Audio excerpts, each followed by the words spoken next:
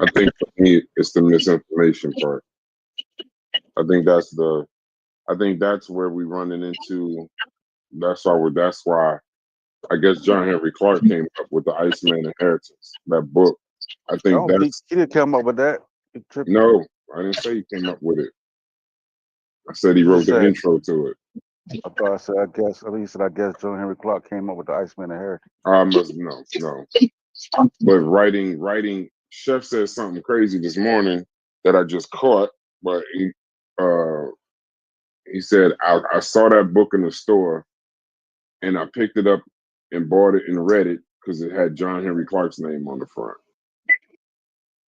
And then when you I never actually read the read that, Iceman inheritance. I read the Two Cradle Theory. We recently went back over that, but I never read Iceman inheritance. yeah, and you're like, why the hell would he write an intro to this book? Like, that's not even. This book is like it's giving wild justifications for white supremacy that's based in nothing. And the guy ain't even like the guy who wrote it. He's not like a fellow scholar or whatever. The guy's a scammer. He's scamming too. He's talking There's a about guy. he got a degree and he's a Nobel Peace Prize and all kind of shit. And the schools don't know who he is. Nobel don't know who he is. And he's just talking about white people is inherently violent because they grew up in cold cultures and shit.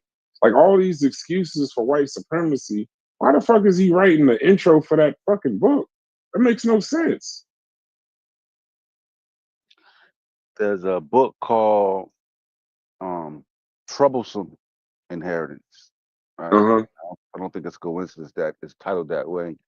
Mm-hmm. There's also a book that Charles Murray was co-signing. Right, he was actually excited about its release. Mm-hmm. That book gets pretty much gets the same treatment or reaction that the Bell Curve did. Because I read another book by him, this guy named Nicholas Wade called The Faith Instinct. Right, you're a good writer, Mm-hmm. and that book posits that what we see in the all the things that the Europeans went through is what makes them pretty much basically place them at the top of the food chain over other groups or races. Yeah, Nicholas Wade. I'm Uh, reading it too. Yeah, I mean, I'm troublesome looking at inheritance. it now, 2014. Yeah, yeah, And it's just yeah. like that don't as much as you've heard John Henry Clarke, did you know he wrote that intro? No, I don't know. I didn't know you would forward or not. No. That's crazy. It's crazy, slap crazy. It's just Go ahead. slap crazy. Did you get a Chat GPT breakdown on this intro? Yeah. Well, I mean, actually, no. I actually no, I didn't. No, I didn't. You're No, right. I only I got an read. intro on the book. And I don't know what that's a good point. That's a good point. Let me Much I see know what about he's saying. Clark is from his own words, shit like that. But like I said, I don't really speak on Iceman inheritance. I ain't read no parts of that shit. I don't really, I don't know what's even in that at all. Mm. Let you read the end of the book. Iceman Inheritance. What did they say? I gotta start I don't really my brain don't work like y'all's. I'm very careful with well, I used to be now in this community I'm not. But I'm very careful about some of the shit that I be reading. Cause that I'm one of those rabbit hole readers where I'll only mean to read a page and then I look up, I done bought everything by the motherfucker, reading this, that, and the third. That's why I'm very careful about trying not to. I am the I am an indoctrination waiting to happen. That's why I try my best to like if I see I'm going too far away from my own worldview, I try to come back, center myself immediately. I mean, I like to look at I think I'm always, you gotta always like self-reflect. So I look at, what I mean, I look at like I read both sides, and no matter where my thinking is at the time, if it's scientific or even if it's social political type ideas, if you can make an argument strong enough to make me add something to it or change it, you got a shot. You know what I mean? Like Mm-hmm. that helped me get to where I am, get me out of. If I didn't have that idea or that type of thinking, I would have never got through Ancient Aliens. You know what I'm saying? So it's that type of thing. I go, okay, you say it's bullshit. You say this could be debunked. Let me see what you got. Right. You know what? Okay, you know what?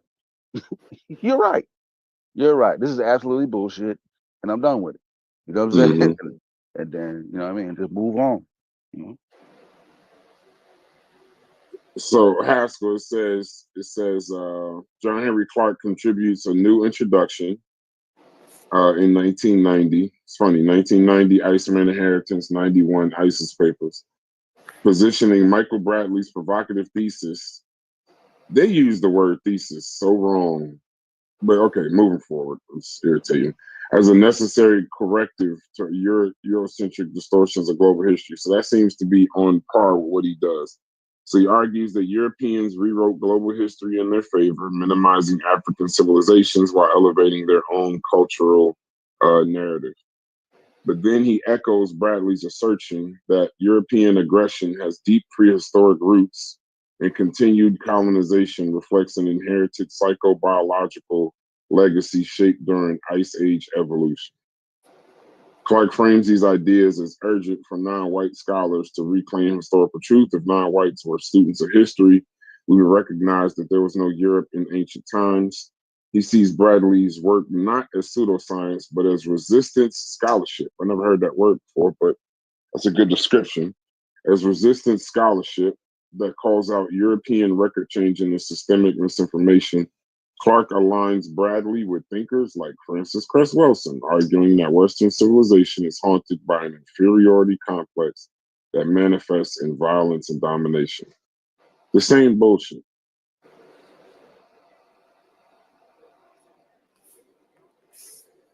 The same thing. Haskell wonder. I don't know, Haskell. I read it for him. Nah, I ain't got nothing. I just wanted to get the. I do got a request though. But Can we run what's the name through there? Charles Darwin. Was he a racist? yo, you're And so that's what diabolical. I You're get it. so I get it, Haskell, diabolical. because now You're it's all in so the game. It's all in diabolical the at game. times. But it's out, Darwin's yeah. But his Darwin work was is still pivotal. definitely, yeah. Darwin was. I'm not qualified. No, I'm saying put it in Chat GPT. I'm curious. What specific? Why y'all screwing up my Chat GPT? Don't we all got a Chat GPT? If this shit gets put to the government, I could be a fucking. If I do any murder at all, this is my manifesto that I'm searching up. Y'all understand that, bro? My ChatGPT will be used against me in court, which actually, y'all need to look up ChatGPT and them rules. Do you know that there's no rules against that for AI yet? They haven't created. Yeah, They they anything haven't you put created. into Chat GPT can be Yeah, used in the court of law. Absolutely. you see, Mel. They try to send me to jail, Mel. They try to get me out And of Mel here. said that. Mel came in and said it the other day. He made an announcement, so everybody know. Any information put in ChatGPT can be turned over to Because the jail. owner said he's mad because they won't create the laws because it's such a new kind of thing. They won't even create it, and he's like, "This is kind of this is difficult, but yeah, it's the easiest shit in the world." But no, I've already looked that up when somebody said that on a PK show a long time ago about him, and they were saying how he was racist. It's funny. It's kind of like Sosa and them argument that he was racist. It's not weird for him to be racist based on the times, but that he also spoke out against racism, which is weird. I mean, I could look it up again to get the specifics, but he was actually against a lot of the racist tones of that time too. And then his work actually, when he tested, it works. So they kind of stayed out of it because the evolutionary theory was more of a human thing versus a race thing. But I'll look it up. Now, what's your issue with Darwin, though? Going back up. I don't got no issue with him. He's dead. But I mean, as per Yeah, the you be saying some crazy shit. I got an issue with it. He's fucking dead. You got no issue with it. It says no. I said it's Dar. It says Charles Darwin was not racist in the same way as Michael Bradley or Francis Cress Welsing, and it says the differences are critical in intent, framework, and impact. Darwin was still a man of his time, and some of his language reflects So 19th hold on. century. Go ahead. Pause on. So People why have to separate Darwin from social Darwinists because social Darwinists have, in the past, shown that they are racist, but Darwin That's not himself. Darwin, though. Yeah, exactly. Yeah, that's not Darwin. yeah, stick a pin. Why aren't John Henry Clarke and Cress Wilson afforded the same rationalization as Darwin? The whole They was about to explain. Because They they was about to explain. posited theories on race and the differences, you know what I mean? So that's racism. It explains. It says Darwin's core theory, evolution by natural selection, was not based on fixed racial hierarchies or superiority. Its variation within species, adaptation to environment, survival and reproduction over time. Unlike Bradley, Welsing, Clarke, Darwin did not argue that any race was inherently violent, inferior, or morally defective due to genetics. But they do say, for you, Haskell, in support, problematic passages in Darwin's writings. In The Descent of Man, 1871, it says, at some future period, not very distant as measured by centuries, the civilized races of man will almost certainly exterminate and replace the savage races throughout the world. and for This this, passage you're is, better off. yeah, it says this passage is quoted to prove he was a white supremacist, but context matters. He was describing what he saw happening, not prescribing it. He viewed cultural advancement in Victorian terms, and that bias is real. But he also repeatedly said all humans share a common origin, which undermines biblical race myths used to justify slavery. So he opposed slavery and wrote against racial cruelty, especially in South America. Question, Brass, Yeah. because they edited that on, or they didn't read the entire the quote there. So at the end of the quote, It's about not only gorillas. does it's not, he was talking about humans, but at the end of the quote, he not only says that this isn't like a bystander that's observing human behavior, right? Mm-hmm. He gives an opinion on that behavior and what it would mean for mankind overall. So towards the end of that very same sentence that you were reading about, when the civilized races clear off the uncivilized and savage, he says this action will, in totality, raise the rank of humankind. So not only does he believe that this will happen as just a natural course of human evolution, he believes mankind, when looked at as a unit, this clearing off of these savage races will be beneficial to humankind overall. If that doesn't qualify as the most virulent kind of racism, then Put I that don't in the know. chat GPT. No, You I said think he I think believes mankind as a unit? He messing that up. Put that in chat GPT. culture. It was talking about that civilized culture would extend to savage culture. That means so not the people, and that was those savages becoming civilized. That are savages at that time. You're in the Matrix, Culture, Chef. they would then become civilized and live. That's what You're in the Matrix, saying. Chef. You're in the Matrix, Chef. Oh, I'm sorry. No, go ahead. Say what you're saying now. You clear now. Oh, he was saying basically that the civilized cultures, right, would then engulf the savage cultures and not Damn, every time he races, start cooking, but that shit their get crazy. culture would be lifted up. Dang, fuck. No, you clear Don't now. worry about it. Y'all can Yeah. explain it. Well, I got the gist. So, but no. so I put it in What I'm ChatGPT. saying is that the savage. Go ahead. No, go, bro. Why you got a connection? Oh, it's saying that the savage races, right, is talking about their cultures. You know, what I mean? Extinguished by cultures. You dig what I'm saying? And that would then, in turn, by the savage races' cultures being extinguished by civilization, then the whole humanity will be raised.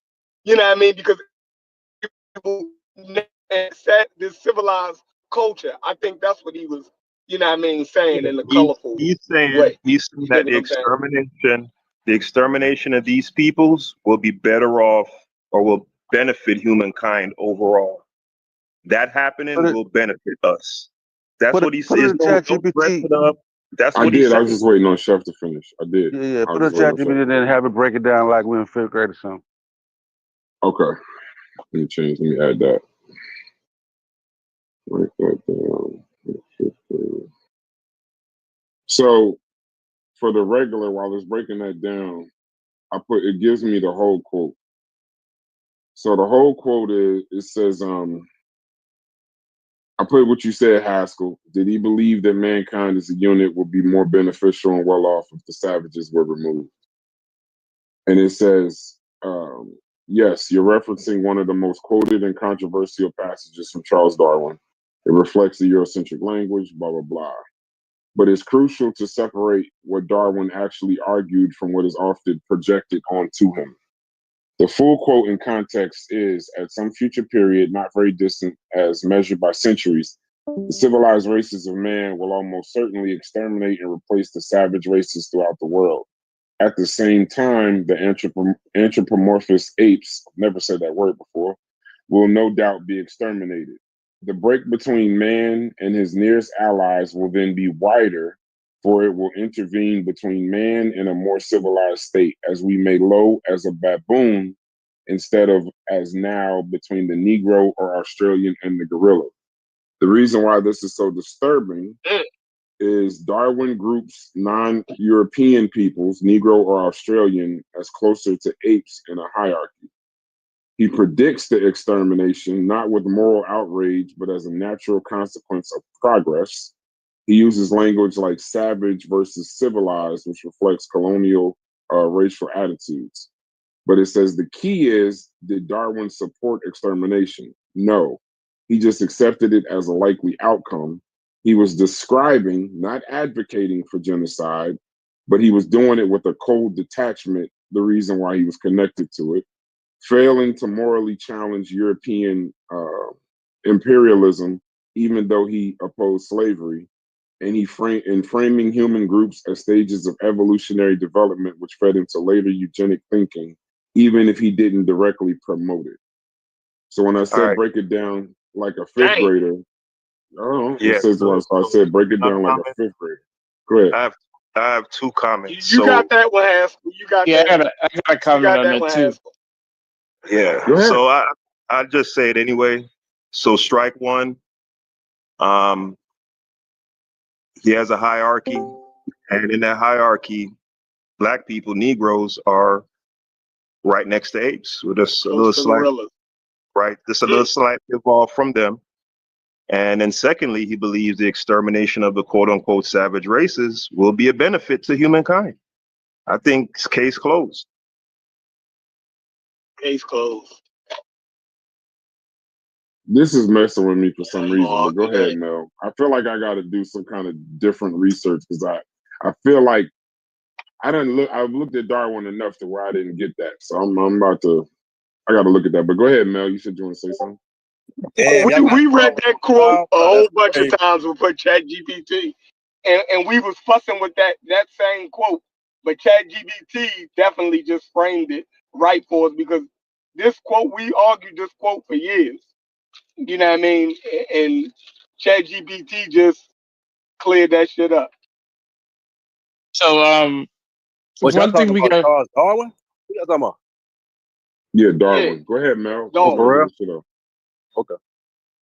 Yeah, so one thing we got to keep in mind is the the theme at the time. When you talk about like European science in the 19th century, a lot of Charles Darwin's views on humans was shaped by the climate at the time.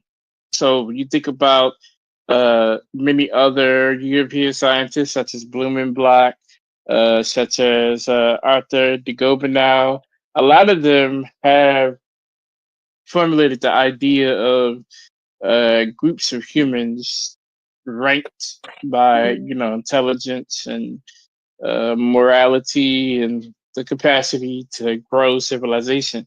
So this already existed before and after Darwin. So he comes into this type of environment, and a lot of his views are going to be shaped by them. Even though his framework on the theory of evolution was challenging or revolutionary, if you will, the European powers that be and how they understood, humans and how they understood science was deeply shaped a different way. So we can't entirely blame racism on Darwin when it existed prior to him based on his environment.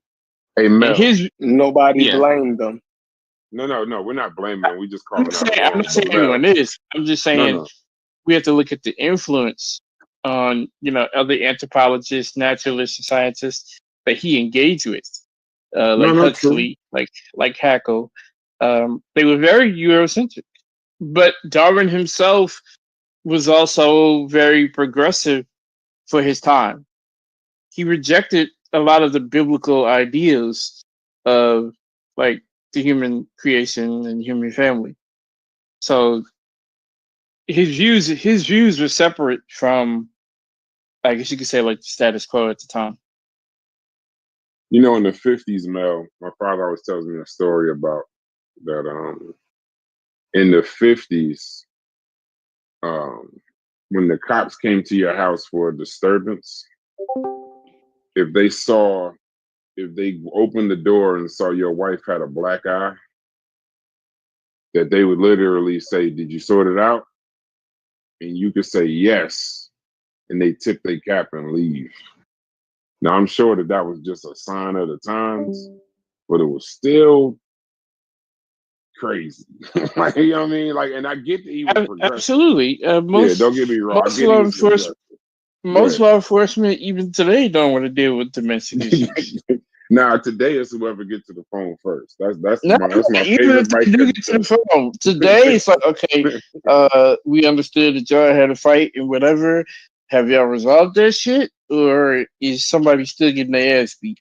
If somebody's getting their ass beat, then they need to leave the house for a while, calm down, and then until y'all fix this shit. The only time they get involved is when they have to. Right. I could dig that.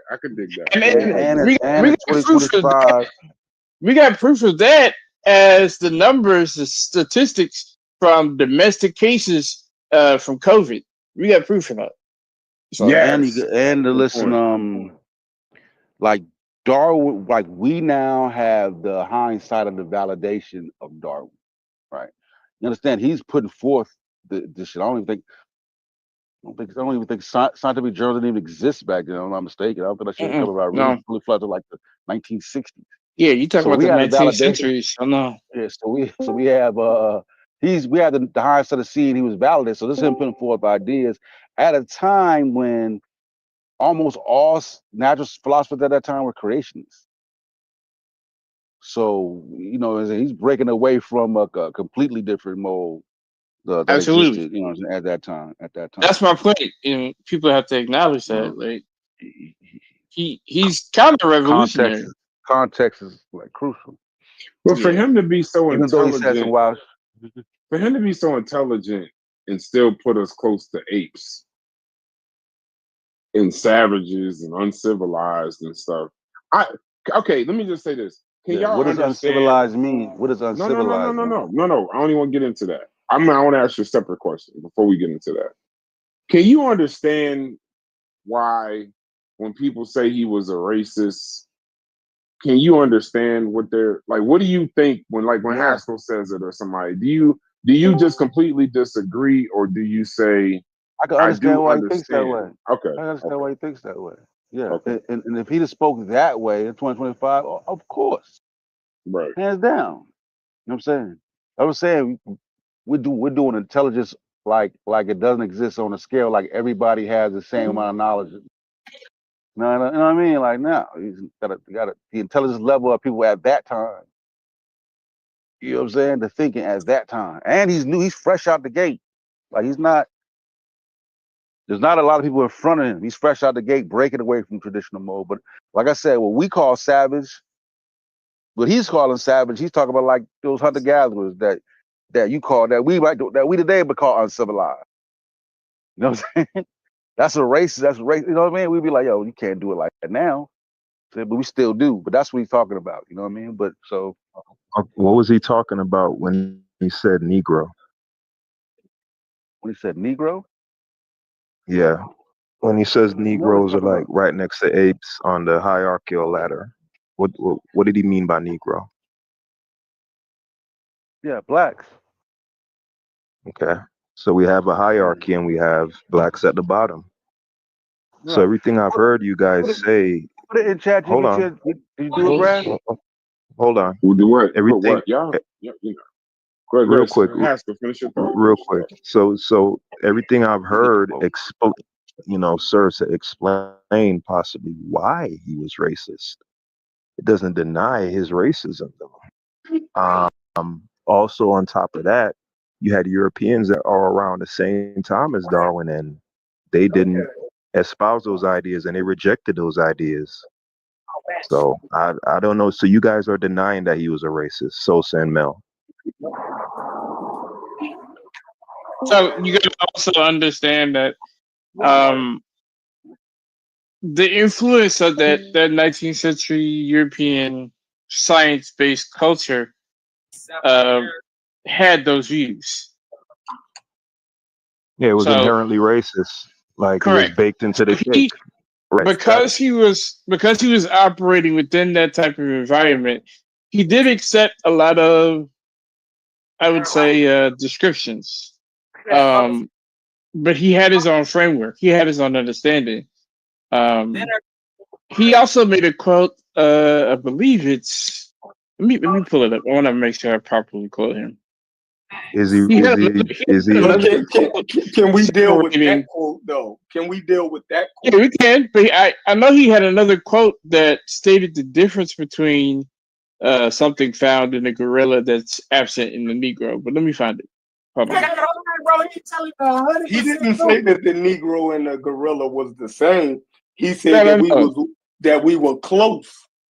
You dig what I'm saying? So of course there would be differences. So I put in, what did he mean by Negro at the time?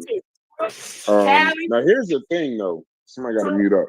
It says that it does say that even scientists at the time thought he was a little troubling. It says even while doing all of that, it says it shows that he has a moral compass and he broke with hardline racist science of his time at points. But here's the problem. Even while doing all of that, he still described Black and indigenous people as savage, said they were closer to apes than Europeans, predicted their extermination as part of human progress, and he wrote with a very weird, eerie, cold detachment about colonized peoples being wiped out. And it says that's just not just bad by today's standards. Some of his peers even saw him as cold and troubling in his own time while rejecting his work. So it says that shit racist. I don't know what y'all doing now. Yeah, it says, I put, what did he mean by Negro at the time? And it says, in 19th century, Negro was a common scientific and social term used by Europeans and Americans to refer to sub-Saharan African people of African descent in the Americas. Negro was used to describe physical traits, skin color, hair, nose, skull shape. It was a racial classification system, Caucasoid, Mongoloid, Negroid. But Darwin's use of Negro is more of an ape. What the fuck? It says Darwin uses Negro in The Descent of Man in passages like The break in evolution will then be between man and a more civilized state and some ape as low as a baboon instead of as now between the Negro or Australian and the gorilla. So what he meant was Negro were people of African descent, Australians are Aboriginal people, and what he was trying to say is the evolutionary gap between humans and apes is currently small because some races like Negroes and Aboriginals are so close to apes, and hopefully in the future it will widen. He says that's not the language of the time. He was creating a hierarchy.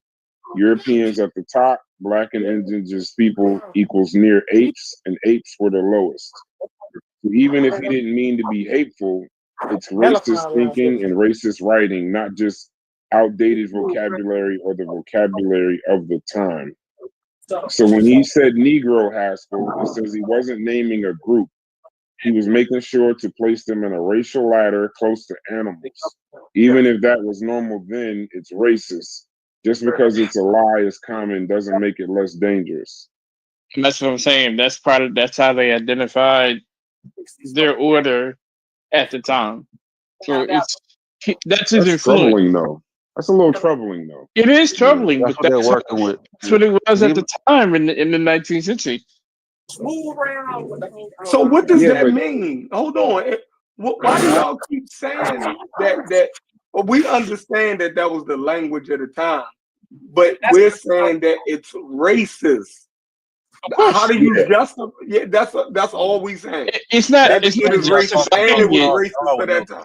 A lot of people bring him up, even when talking about taboo topics today. In that video I sent with Glenn Lowry, he made that same connection, talking about how Darwin had a lot of dangerous. I guess to some people it was dangerous, but when you talk about the scientific method and having a certain like, again, this is the uncomfortable part. Like even Richard Haya says, if a racist applies the scientific method and takes that racism out of his assessment into trying to find replicated data, is it as problematic as we may seem? Yes, the problem is that they're racist, but again, science, as time goes on, is going to replicate, is going to improve, and decades from now, people can understand Darwin in a better context. I think that's what the brother was saying just now. By the way, ChatGPT just said that Darwin was a fucking racist, by the way. I just looked up. I just said, in 2025, am I wrong to call him a racist based on the times? And it says no. He was a racist. But it's about the work that he put forward, though. You can't deny the work that he put forward. No, we're not saying that natural selection work and evolution is wrong. We're just saying that those statements that he made was racist.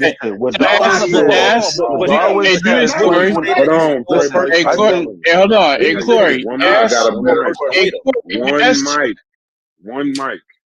One mic. Somebody humble out and let somebody. Nobody is saying throw away evolution and natural selection. No, because you said throw away a racist. That's what you said the other day. You said if a person is racist, you got to throw him away completely. I'm saying but he also said you can't treat everybody the same, right? So everything is a case by case basis. And that's why one thing that we don't understand, like a lot in these conversations, we don't know how to compartmentalize each component of the conversation, right?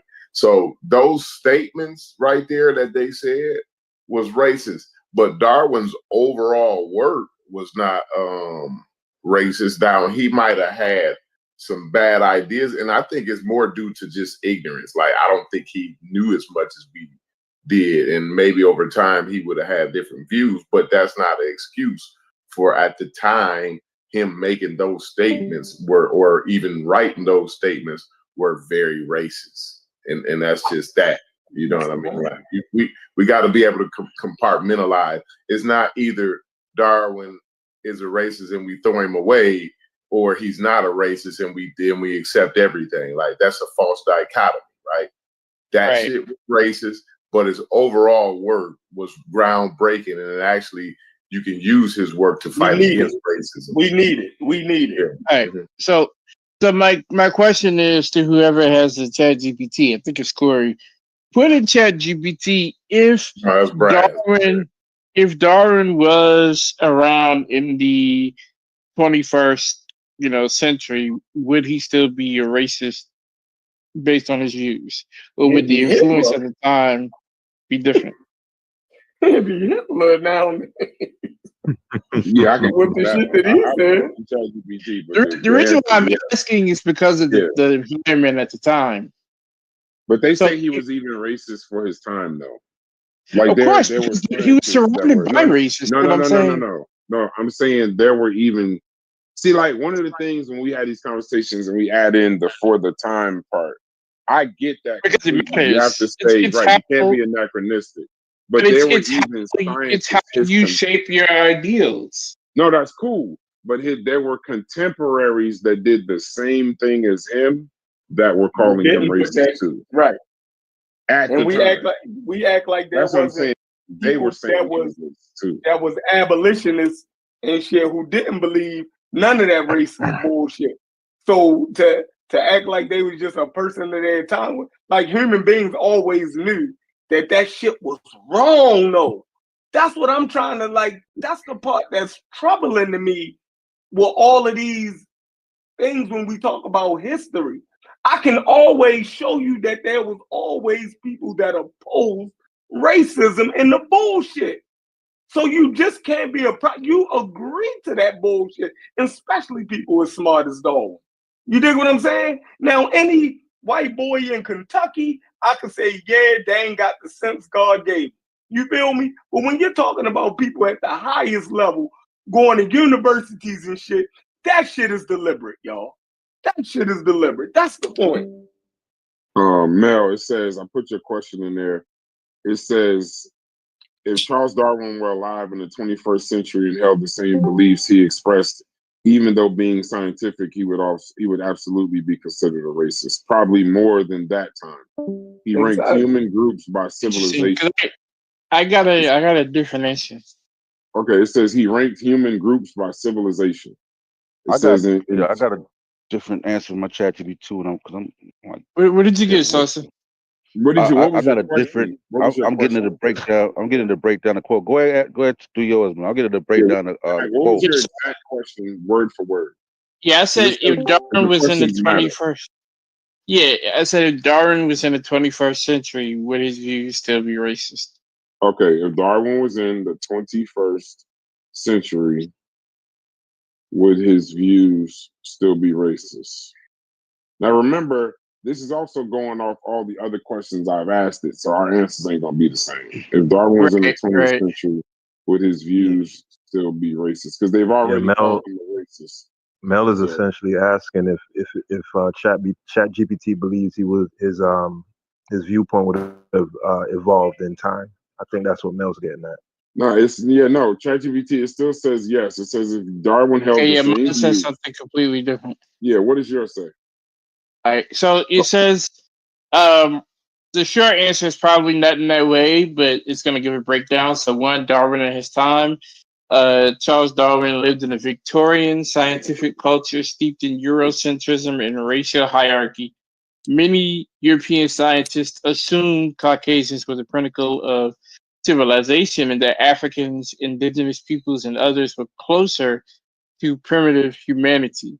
Darwin's writings sometimes reflected these biases. For example, in The Descent of Man, he describes civilized races as having advanced beyond savage races, but compared to many of his peers, Darwin was actually less overtly racist. He opposed slavery, supported abolition, and emphasized the unity of all humans as one species, contrary to some contemporaries who argued different races were separate species. And then at the 21st century context, if he lived now, they listed three things that would shape his thinking differently. One is modern genetics, and we know that human genetic diversity is extremely small. All humans share 99.9% of DNA.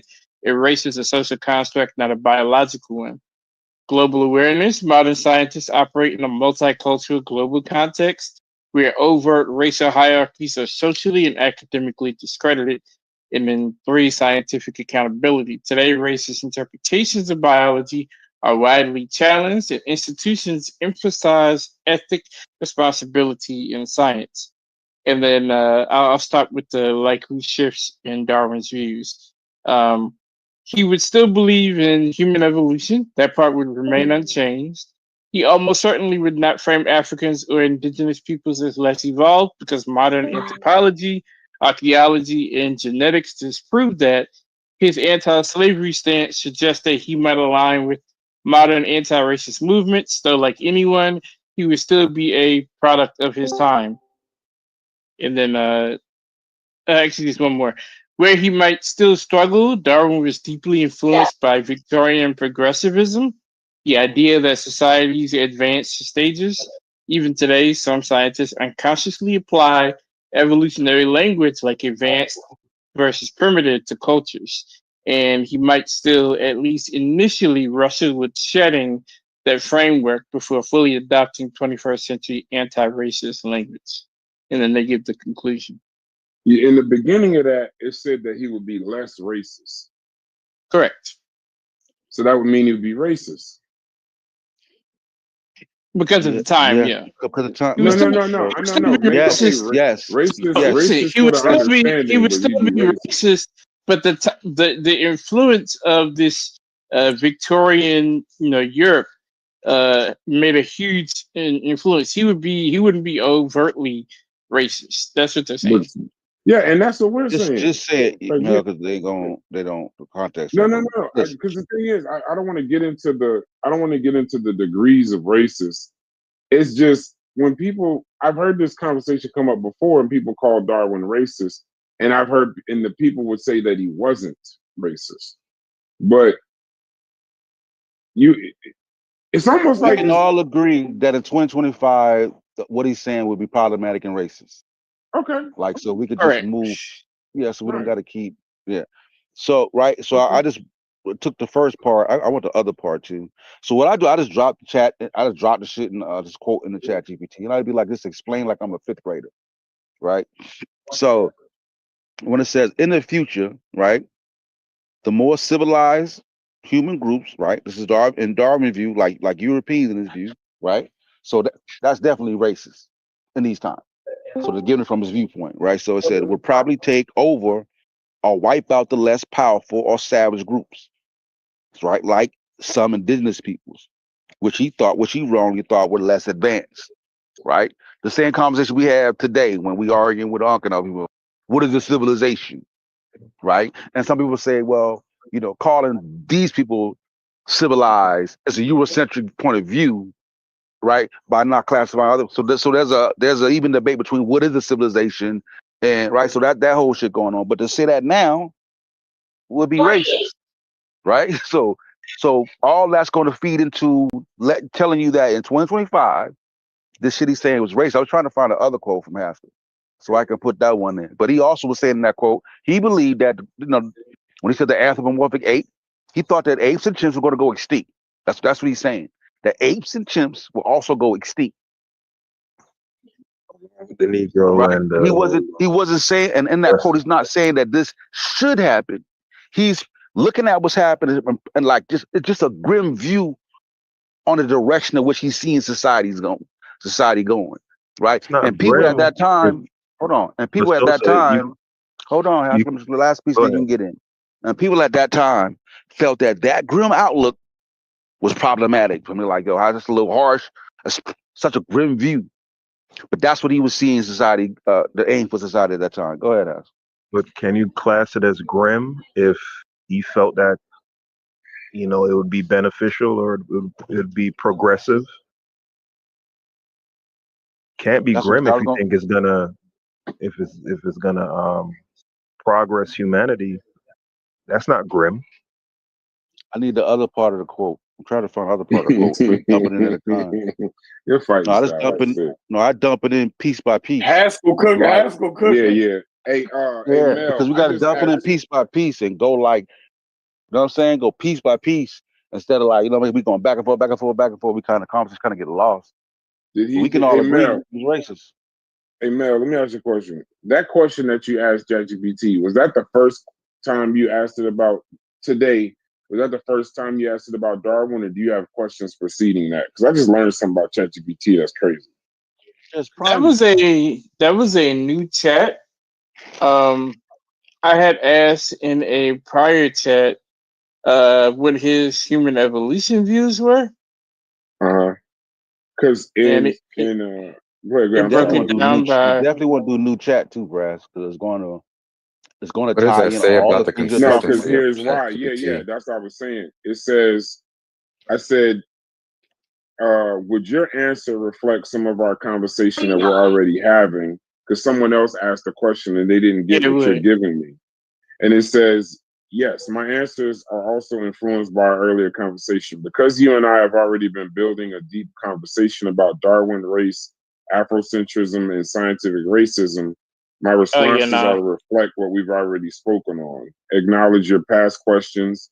Avoid repeating basic things you've clearly moved past. So, for example, with you, I'll say, yes, Darwin ranked races and predicted extermination. We've talked about that being racist by modern standards. For a first timer, I'll walk more slowly through the context, the quotes, the period, and the time, and explain why his views were shaped by the 19th century. So, yes, you're getting a layered, personalized conversation. Someone else asking for the first time would get a starter level answer because they haven't unpacked all this history that we've discussed over the past few days. So it's not a hallucination. It's just it's cutting out. Because I was wondering why I've never seen Victorian in any of this. When you kept saying Victorian, I never saw the word Victorian, and I'm like, why are you getting that, and I'm not? And I think also what it's doing too, like on your approach, like your stances can be hard line, have a hard line stance. Mm-hmm. It's catering how it tells you based on your stance too. You know what I'm saying? Okay. Like, so I think so. Even your more liberal point of view, exactly. Good point. Shapes the type of responses. Let me give you because it's, so you know let me what I give mean? you. Go ahead. Right. Let me give you guys a tip. Y'all cut him off, and I kind of want to hear what he was saying. Why do we got to use AI for everything, bro? God dang. We just doing it for fun, like Freddie. Because I don't feel like going and reading The Descent of Man from 1871 right now at 11 o'clock in the morning. But you can, maybe like I said, we can do it use it and just critique it and comb through it and come to some resolve. As long as we don't accept these answers as mantra, you know, like you get the answer and then you discern from there. You know what I'm saying? But it has to be discerning at some point. And I think too, like the more we do it, the more I'm learning about AI and how to go about. You know what I mean? Like filter it out. You know what I mean? Like I'm learning more and more about it. You can't convince it to give a certain rhetoric based off the questions that you ask and the rebuttals that you give it. That's why I'm a little. But I'll say this: when you use the word rhetoric, it's giving facts. And if ChatGPT already knows, I look at Francis Cress Wilson and John Henry Clarke as racist. Right. That's why the first answer, Fetty, it said he's racist, but not like them. Like it automatically was separating Darwin from them because it said not that even the period of the time or this, that, and the other. It's just that his works proved out over time. So even if it was racist, it's basically saying Francis Cress Wilson was racist when she said it, and the shit hasn't changed based on any kind of test or theory or nothing. It's still racist. So it's kind of separating Darwin in that way. But here's the scary part of what Haskell's cooking. I said, did he think that the wiping out of the savage race was beneficial or grim? It says that Charles Darwin did suggest that the extinction of the so-called savage races was natural and a likely outcome of evolution. And even the scientists at the time were wondering why he was so cold and just comfortable with implying that it was part of human progress and not a tragedy. That's something. That's something. That's not like a look to just be like, wipe them out, move forward, we'll be better. Like, I don't know. That's it says he didn't say this is good and we should do it. But the key is he didn't say this is wrong and we should try to figure out how to stop it. He just knew it was inevitable, natural, part of evolution's march forward. The key is that if it was Europeans that were going to be wiped out, would he still call it the natural improvement of mankind? Yeah. If it's an improvement, that's not grim. Yeah, that yeah. nigga might be, And also, he might be diabolical. I think we requiring him to bring his ideology or his emotion into the date with the data. The so scientific method, right. Yeah, I think he was just saying like maybe, and his outcome, like his conclusion was probably wrong, right? But he's saying like, yo, this is just what it is, bro. Like, what you? Why do I need to have feelings about it, bro? Like, is it? He thinking like this is the data and this is inevitable. Like what he's saying is this is an inevitability, not that this is what he dreams of happening or whatever. You know, I'm not saying like it's some right in anything what he's saying, but at the same time, I can recognize that he reading the data and not having no emotion behind it. At least he's not revealing his emotion. Now he right there, though, his wife hey, Corey, break down in tears about it, but he didn't do Ask that. a question. Right? No. Exactly. Hold on, Corey, stay right there, though. That's a fact. Stay right there. Stay right there. It says Darwin wasn't just a scientist; he was a human being. I asked the same question you said. I said, why would a scientist have to be have feelings on something scientific? It says Darwin wasn't just a scientist; he was a human being. And the key is he made moral judgments elsewhere in his writings by calling slavery sickening and disgusting. So he did have feelings only when he chose to. But when it came to indigenous and African people being wiped out, the scientists were upset because he wrote with a cold detachment, like it was just an evolutionary update. So if he could feel his disgust at slavery, why not feel anything about an entire culture being erased? That silence is meaningful. Writing about extermination with no moral concern is quiet approval. Exterminate and replace are not neutral words. If somebody said today, eventually the rich will wipe out the poor is just how things go, you would immediately say, wait, are you okay with that? The lack of his moral concern matters. Science is not free from values and never has been. There's no such thing as just being scientific. It doesn't protect you when your words help shape systems of power. So he had feelings about slavery. He had feelings about animals suffering. So yeah, we can expect him to have feelings about human extinction too. And the fact that he didn't speaks volumes and may be an evidence of a deeper sign of racism. I think that I don't, but now I don't really like those type of questions for ChatGPT. I like your answer though, because that's something that I wouldn't have caught. I would think that science is something that's cold. I would never have realized that he called slavery disgusting, but the extermination of fucking us being close to apes as just cold and detached. I'd have a problem with that. Hey, but so I Brad, like because he's working. Let me say this though. He's working from the theory of natural selection, right? So his concept is that, the concept of natural selection is that stronger and better adapted species survive while others die out, right? That's natural selection. So he's saying like, and I think we're seeing that the indigenous people are being wiped out. I mean, like this prediction is happening. But if you call slavery disgusting, you can take a second. He's like, I like what ChatGPT said on that he's a scientist, but he's a human too. No, I'm not. Yeah, I get that. I'm saying, but I'm talking about in terms of his viewpoint though. What he predicted in terms of natural selection is happening. He didn't know that at the time. It was just a prediction.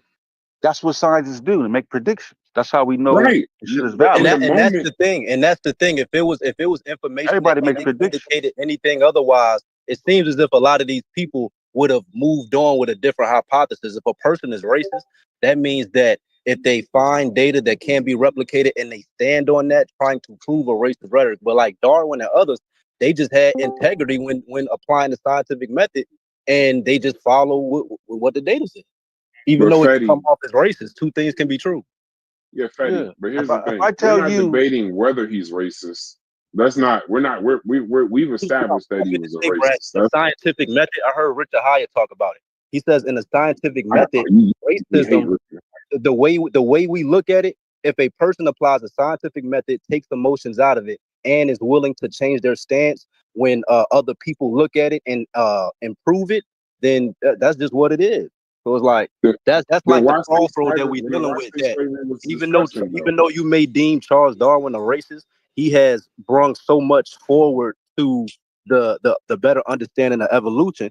Is like that's just what it is. But we're talking about him at the time. We're not talking about 2025. I know. They were I'm calling saying him at the racist in time his own time. he went through a scientific method, and he didn't have this racist emotions of bringing it into the scientific method and wanting to replicate data that he saw. That's all I was saying. I don't think they called him a racist at his own time. They was going against her. Like they put his face his face on a gorilla body. Like they was banging. I don't mean the time. I don't mean the consensus. I mean like they're just saying the scientists were saying like we're saying that it's justified by scientific theory, but I'll get quotes and get sources. Scientists at the time were disturbed by him being so cold about the extermination of a fucking race. Yeah, I mean, but that's like just, they were saying that that was disturbing. But hold your nuts, because basically he was saying because basically he was saying like what's happened. He was saying like, listen, you can take how you want to take it, yo. The way that humans progressing, bro. We're gonna wipe out indigenous tribe, bro. We're gonna this technology, this advancement, what we consider civilization means the extermination of indigenous peoples, bro. That's and what he's saying, basically what he was saying too is if we keep going down this road, the road that we on right now, this is what's gonna end up happening. Now, whether he liked it or he was pleasured by it, like that don't have anything to do with it to me. Like, you know what I mean? Like, he just saying, yo, look, this the road we on. And if you take these binoculars and you look down there, this is what's at the end of the motherfucker. You know what I'm saying? That's so when he said fuck all that. When he said that Negroes and Australians was closer to apes, that was racist. That's racist. So I don't. But I can compartmentalize that though, Chef. I can compartmentalize he was talking the fact about that was racist. But the fact that he's saying that's what it sounded like to me when I'm looking at the way we going, y'all gonna end up wiping out all the indigenous people. Well, y'all can say right. Y'all can argue morality about how he felt about them wiping people out. I'm not talking about that, but clearly on the fact that he will place Negroes and Australians in a hierarchy closer to apes and white people at it. That is racist. And I don't know why y'all running past that to argue everything else. Yeah, I wouldn't run the past only that. reason, I wouldn't run the only past reason that. they didn't call him racist at the time is because the word didn't exist.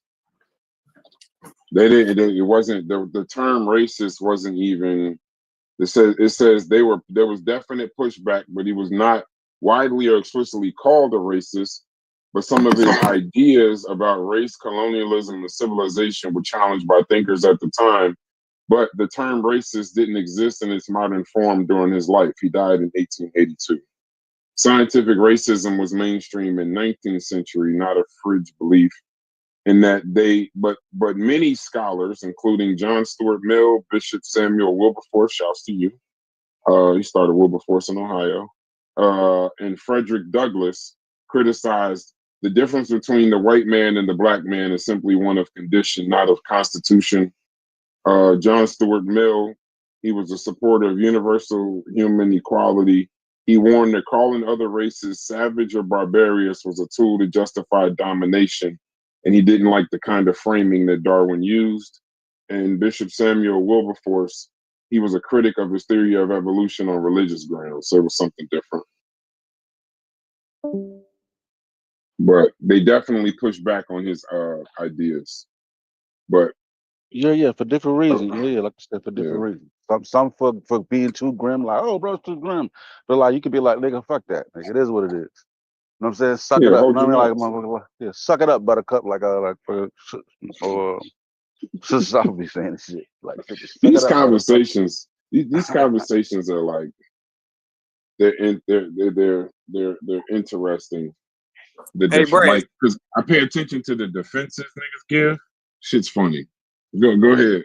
Go ahead. Now it's like, can we be in the lake area real quick? Yeah. Who the fuck? I'm cleaning out my refrigerator in my basement. All the fucking food from upstairs is down here. Y'all go ahead. I gotta go to another room. Unless y'all done. We just getting started. We're gonna let everybody's on mute. That mute shit be fucking everything up sometimes. Somebody gotta say something. We're gonna let Haskell run this. Haskell, cook these niggas. Oh shit, Haskell scared. Haskell scared. I don't know. Yeah, but here's my point though, and I'm glad we did this though, Chef. Right now, in this whole conversation about Darwin, see how we flushed all that out? We went back to the times. We went and looked at the language, how people spoke. You know what I'm saying? You can't run from nothing. We do it but what I'm saying, but when we had a conversation about the scissors, I ain't trying to hear all that. Nope. People knew better. You know what I'm saying? It's like, you gotta flush all that out, bro. Right? And even people like, yo, well, we give them, even though shit was racist, we do give them some grace because of the times. You know what I mean? Like, you gotta force some grace because of the time. Some people just gonna be where they at, you know, in those times. Yeah. Shit. No, I'm with you, but you know what I mean? You gotta be able to call it as what it is, and then whatever you want to get out of that, or however you want to salvage him, you can figure out ways you can salvage him. You dig what I'm saying? So when it comes to I don't like it. I can't figure out ways to salvage them. I don't like it because now we making a false equivocation here. Like, okay, Darwin said some wild shit, right? Like, but it's about the intention, right? Now, Francis Quest Wilson. I'm not comparing them, Corey. I'm not comparing them. Okay, all right. No, I'm just saying, like, I'm just saying, like, in order to determine how we're going to deal with her, we walk through the context and make sure, you know what I mean? Right. We say, okay, you know what I mean? Everything is considered. You feel me? You can't just. I mean, otherwise, we'd be like, hey, that nigga, he's straight racist, man. Get rid of him. You know what I'm saying? Yeah, like, yeah, be throwing everybody in the trash. Yeah. Let's look at. Hold on. Let's look at a musician or something, right? All right. They think of R. Kelly. You can admit that R. Kelly is a disgusting human being, but we can't act like he's not a great musician also. You dig what I'm saying? Like, to deny his artistry or to deny what a scientist brought to the field because they were racist, I think that's when we do something wrong. But so Darwin did bring something useful to humanity that we can't do. We can't throw that away. You know what I mean? Just because we don't like Darwin. But what I'm saying is, Frances Cress Welsing, what the fuck did she bring when we gotta overlook her racism? See, you can't. And that's dangerous. Selection. Right. We can't throw away natural selection. We can't throw away evolution. You dig what I'm saying? That shit is pertinent to our understanding of biology on this fucking planet. But so you're saying if she would have invented, if she'd invented Microsoft, that we could let her slide on. You couldn't throw away a little bit. You probably let her slide. No, yeah. That's not what. Not that's on what the he's racism, saying. That's not what I'm saying. Her about. I gotta separate myself from that. No, I wasn't saying this. Chef. Oh man, Chef. I wasn't saying. And then we got to be careful with it because this is why I always bring up the Dr. York example, because you got to be careful with that. You know, yeah, Dr. York was the biggest rapist in the world, but like how many countless niggas did he get off drugs, bro? You know what I'm saying? So we really got to be careful with the, you know what I'm saying? Well, we gonna let this go, but then we gonna, you know, it's a slippery slope there. Corey, Hubble said some racist statements. We found statements where Hubble then said some crazy shit. So does that mean we're gonna have to let them go? No. What I'm saying is fine, but I'm saying you don't throw away his calculations and stuff. You dig what I'm saying? That's what I'm saying. But I'm saying though, we can't do that across the board though, Chef. So we don't throw away natural selection and evolution just because you can't throw it away. I agree with that. I agree. Don't have a choice. Didn't bring nothing where she can't. We can dismiss her. But Chef, with evolution and natural selection, let's not act like we got a choice to throw this shit away. The shit gonna happen whether we fucking like it or not. It ain't got nothing to like. It's not. It informs everything. Yeah, I get what you. I get gist of what you're saying. I'm you just saying. You can't throw all racists away. Keep the telescope. Throw Hubble away. We can keep this telescope and throw Hubble away. Frances Cress Welson's issue is she ain't discover evolution. She didn't create a telescope. She just said some wild shit. So it's easy to say, yeah, she was speaking to resistance. That's it. She was what Hubble did was so great. We might have to overlook his racism altogether. Like that's the level that like it's different levels to this shit. It's different levels. Give me that. Take that nigga telescope. Give me that. Well, give me that. Give me that. Wait. Y'all trying to say that there's nothing that's redeemable or excellent about Frances that can be redeemed her specifically, Chef? Like you saying there's nothing that you can hold her up in excellence about? Because I don't know that much about her. There it is. Chef said it. I'm saying no. He's saying that. I've learned way too much. And let Chef explain. No, you trying to explain the fucked up side of the argument. Give him a break. He don't know. But that's what he wants to know. He wants to know the other side. He wants to know Chef's point of view. He wants to know. You need. He wants to know Chef's perspective. No, he didn't say Chef. Yes, he did. Yeah, go I ahead, said Chef. Yeah, specifically Chef. Watch how this goes. Go ahead, Chef. Good job, Sosa. Go ahead. I don't know nothing about. I agree with Chef, by the way. Yeah, I don't know. I'm just ain't even said it yet. Hold on, let her get it out. Let her get it out. You would have to show me something that she brought to Black people and humanity as a whole, where I have to overlook her racism. Now, show me something redeemable about what, you know what I mean, and we can have a conversation. I'm ready. Majasi, what did she do? So, like the other day when we was talking about her and we elevated that she was more than likely in the collection of different scholars at that time who was advancing the language around what we understand with the structure of white supremacy.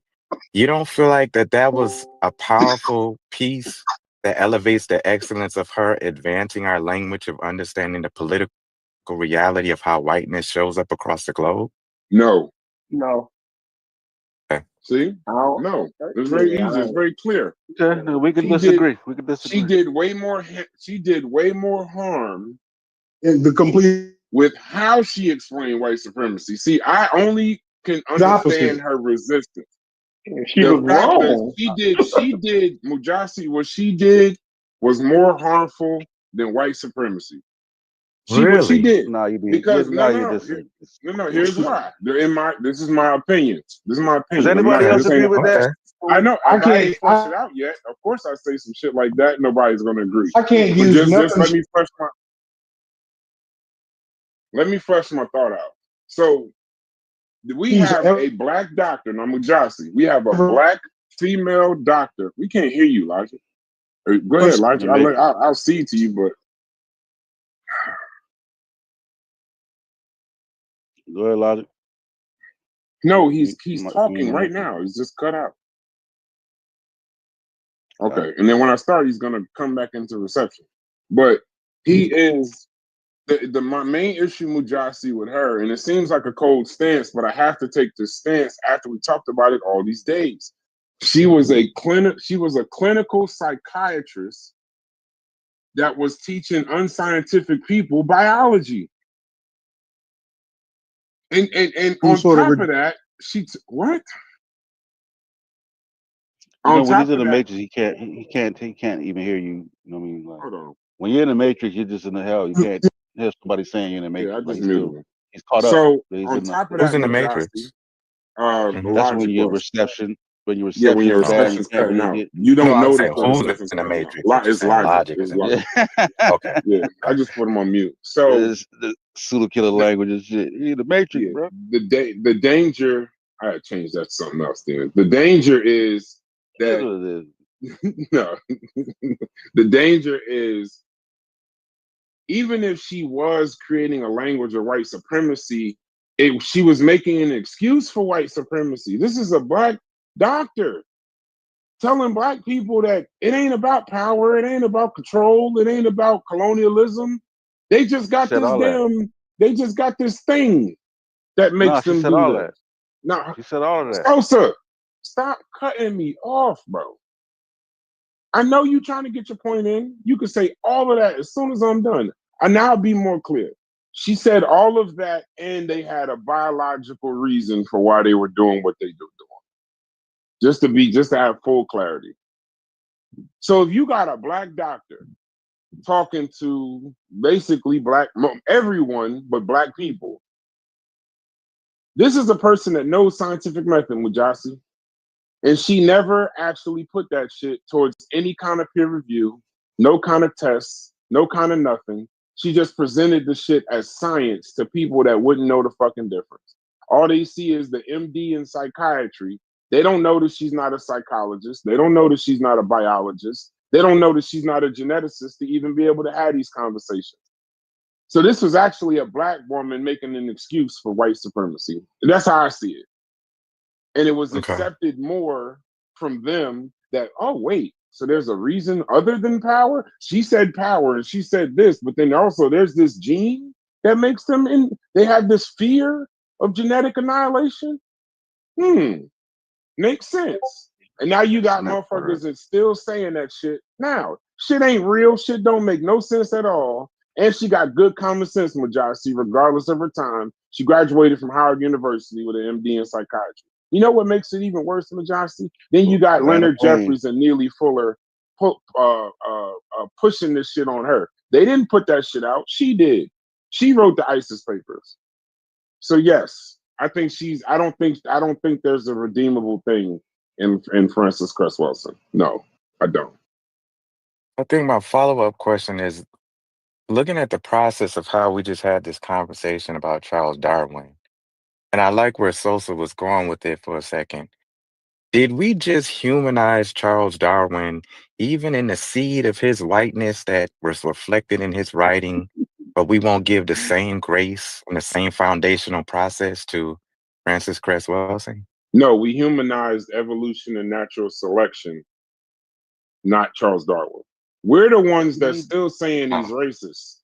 We're the ones that's still saying he's racist. If Frances Cress Welsing did all of that shit about the recessive genes and and we found out that that was actually some true shit, then we would have kept what she said and this, that, and the other, and still called her a racist. So that I have no issue saying we can't get around what he discovered. We're not humanizing what it is. No, we're not here. I'm not. All right, start right there. What he was saying is that when we talked about Darwin and the race rhetoric, we look into the speech. We said, well, he's using the language of the day. He's saying savage and savage men uncivilized, and this meant indigenous people. We did give grace, even though we did say the shit was racist. I didn't. I still said him calling. No, I didn't. I said him creating a racial ladder and putting us next to apes under Europeans. I didn't say need that. the other input there because you're representing the whole, and the other people that may disagree with how you feel Yeah, I didn't. Yes, If other people did that, that's fine. Because you know what, Mujasi, in the middle of that conversation, you know what I realized? I was like, are we fucking defending a white man and throwing Right. the black people under the bus? I There you immediately go. said that. And that's when I had to separate and say no. And that's why I was agreeing with Haskell. And I was trying to see what other scholars were saying about him at the time. Other people at the time were saying the stuff he was giving some pushback, not the consensus, but there were people saying that. And not on the same basis. Why do you keep giving clarity to my statements? Because clarity is important. You like no, but I don't see you even doing when that you with everybody even when else. you make the statement, because you're brash, you're doing a lot of talking. So even when you do the genetic stuff like that, like you kind of misconstruing that part of it. What did she say about genes? Argument, let's clear this up. What did she say genetic about argument? genes? What did she say about genes? Argument, I'm trying to explain it to you. Okay. The genetic argument was skin. It was about the fact that what is being produced is white skin. Okay. See what I'm saying? So she never. So that's all she said about the genetic argument. That's all she said. The innate driver that we talked about, that inbornness, is all the result of what's being produced, that white skin. And because since you have that white skin, here's what comes with that. That's her base. That's the crux of her genetic argument. So what is she saying different than what I said? When you were saying, like, so tell me what I'm saying. Because when you were framing it, you were making it. You keep saying like she's saying like well, she's making this genetic argument like the white people are superior or inferior, right? Because of genetics. You know what I'm saying? But I'm saying the way you framing it, it doesn't come across like she's just talking about skin, the skin color. So it comes across differently. Okay, so I'm gonna say this: white skin is a genetic deficiency. Whiteness is a genetic recessive trait, and therefore white people are genetic mutants of black people. She believed that because white people have less melanin, they are genetically weaker than non-white people, especially black people, causing a fear of genetic annihilation. I don't know if what I've been saying don't match that, but that's what I'm saying. Are those things scientifically true? The pale skin being hold on. Pale skin is recessive, right? No, I know that part, but don't kill me with specifics. I know that is recessive. That's true. But I just want to walk through it. I just want to walk through it piece by piece. So the pale skin part is true. What's the other part? They're like I'd be like, they'd be going crazy. I like to chop it down, like, but they want to go like a 15 minutes. Like, let's go paragraph. But like every discussion should go like that. Like every discussion, you know what I'm saying? Because sometimes people will say things that's incorrect, but you can't correct them. I ain't gonna lie though. You mean like the? Oh, no, I agree. No, I agree. Like the Bible being compared to Charlotte's Web. Yeah, you see, but y'all don't. You see, I got on there. You see, I got on there and argue, I'm just trying to figure out why I gotta be so fucking specific. But then a nigga would say, "I saw you fight back." I'm not saying that. I'm just saying I do also remember this is entertainment. And some of these people that's watching these shows, let me speak to the chat, y'all got to do some of the fucking work yourself too. Like we're not here I can't flesh out the full everything all the time like that. I don't even like to do content like that. But if you want clarity, that's fine. But sometimes they're gonna have to do some kind of work. Let's just slow down. Yeah, let's just slow down. I'm just looking because you know what it is, Sosa? Because I've been guilty of this in the past, having these conversations. Like when I hear rationalizations being made for Darwin, it would trigger me. And I'd be like, well, why are you asking on it? You know, but I guess being in the conversations more, I've just learned to just go through it. You know, like you said, just piece by piece with no emotion whatsoever, like a robot damn near. Okay, so for genes, so listen, what Welsing was right about, or at least partially grounded in real genetics. Melanin is determined by genetics. True. Skin color is controlled by genes and darker skin results. Melanin traits like skin, eye, and hair color are often genetically dominant. White skin comes from genetic mutations. That's true. What Welsing got wrong was calling whiteness a genetic deficiency. Lighter skin does come from mutations, but it is not a defect or a disease. There's no scientific basis for saying white people are genetically weak or less human. Claiming whites fear black people because of genetic annihilation. There is zero genetic or psychological evidence that racism comes from recessive gene fear. Ascribing moral, spiritual superiority to melanin. Those are all wrong. So I hope that we agree on just that. know that that's what I'm saying. That's what I'm saying. So I understand the genetics of it. So I think the piece that I'm trying to elevate is that, I don't know if you noticed, but Dr. Welsing advanced more to the conversation of our predicament and the fight against white supremacy more than just that theory, right? She expanded and made numerous conversations and arguments around the political reality, economic reality, medical reality, social reality of how folks run up against racial confrontation and white supremacy. There's more to her work than just that theory. So that's what I'm saying. Like, do we really completely cancel her out because that one part of her theory doesn't have any scientific or empirical foundation? Yes. Okay. And for clarity, so you saying brother that she brought something to the table, right? Oh yeah, not really brought more to the table. The Nation of Islam, the Nation of Islam, then made social commentary on how racism and how white supremacy affect us socioeconomically and all of that. So she's not groundbreaking in none of that, right? So right. So why would we need her? You feel me? Anybody knows that white supremacy affected black people negatively. So she brought nothing new to the table. And you got to do the pros and cons. Right. Yeah, but she also always has to be new. But Chef, remember the other day we talked about, like, she was a part of a collection. We had mentioned and elevated like Michael Bradley, which I talked about earlier today. Dr. Wabongo, I can't remember the name of his literature that he wrote. We talked about Mama Ani, Marima Ani and her Yorugo piece. And apart in that same time frame, there was a lot of literature coming out that was expanding and breaking down some of the specificity of how white supremacy shows up on a global level and infect Africans and African descendants across, different various nations and countries. And she was a part of that think tank to advance the language and advance the manifestation of what it looks like. Even though it wasn't pivotal and it wasn't brand new, she didn't introduce some spanking brand new to the conversation. I'm hard pressed to sit up here and say we have to just completely cancel and just dismiss anything that she's brought to the table just because it wasn't something that she can patent.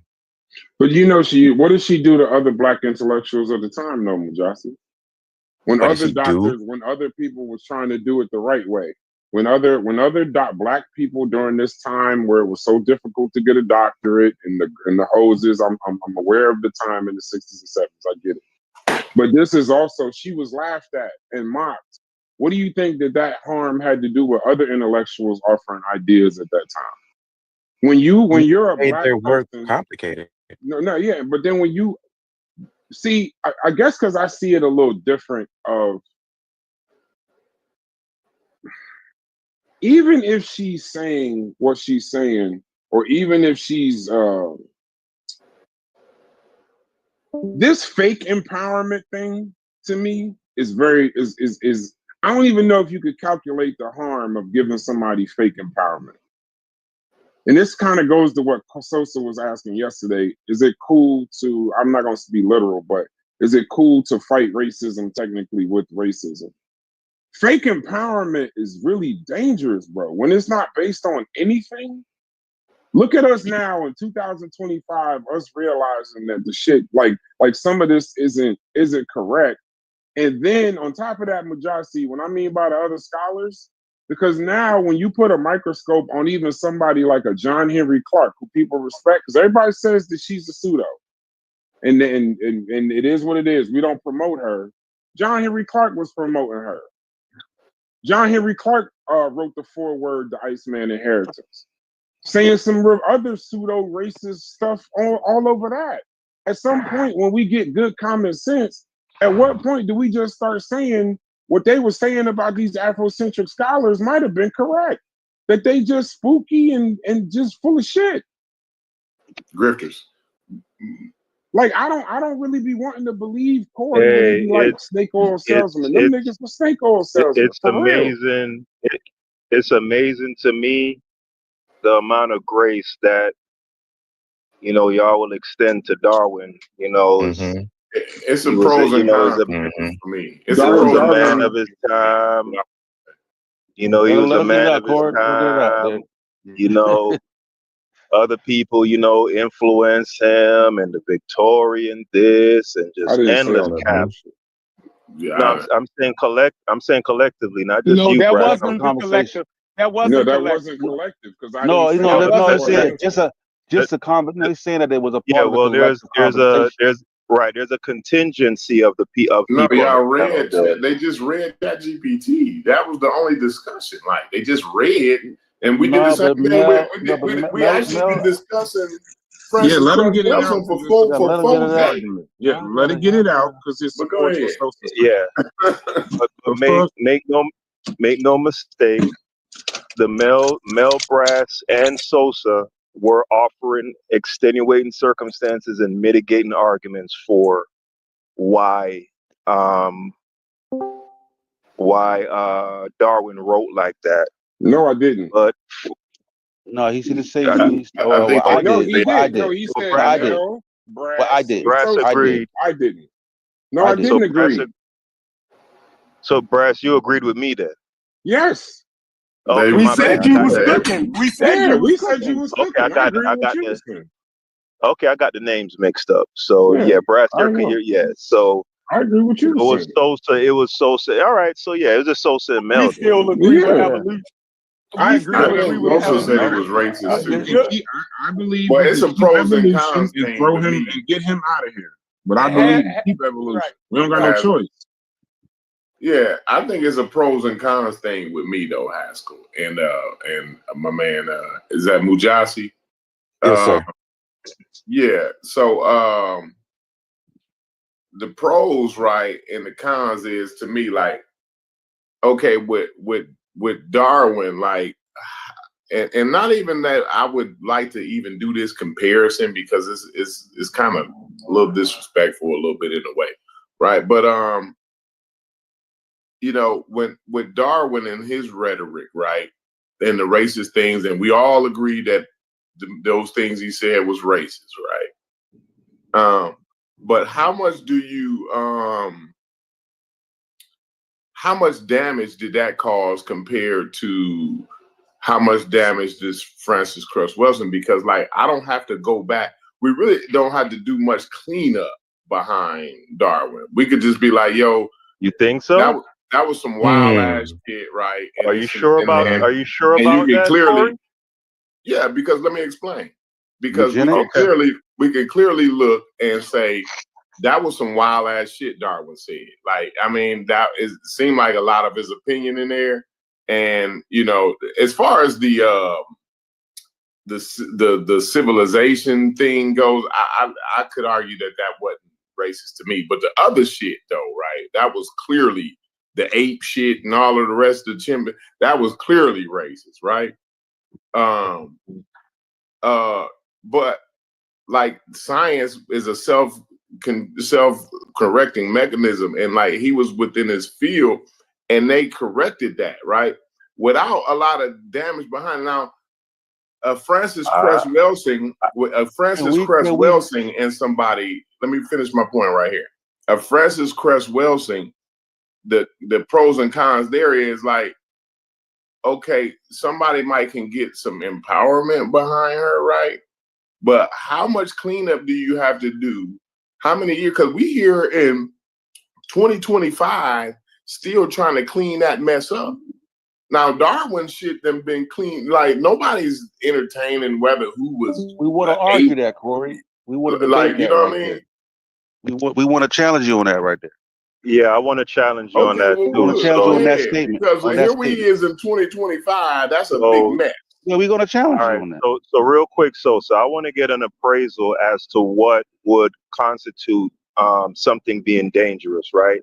So is it people being potentially radicalized by your erroneous theories and writings and That's exactly the possibly, danger. all right, I think boom, I I'm think it's glad you even worse said, than that.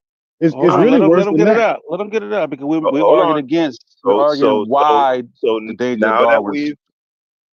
we've established the standard for what qualifies as to, something being cleaned up or being dangerous, we can point to groups and people who use Darwin's statements and ideology to support Erroneously, though. erroneously, right? In the Yeah, case but of they're not using Francis Cress hold on, Welsing's statements erroneously. hold on. We already I hate agreed the to apples and oranges argument. yeah. Hold on.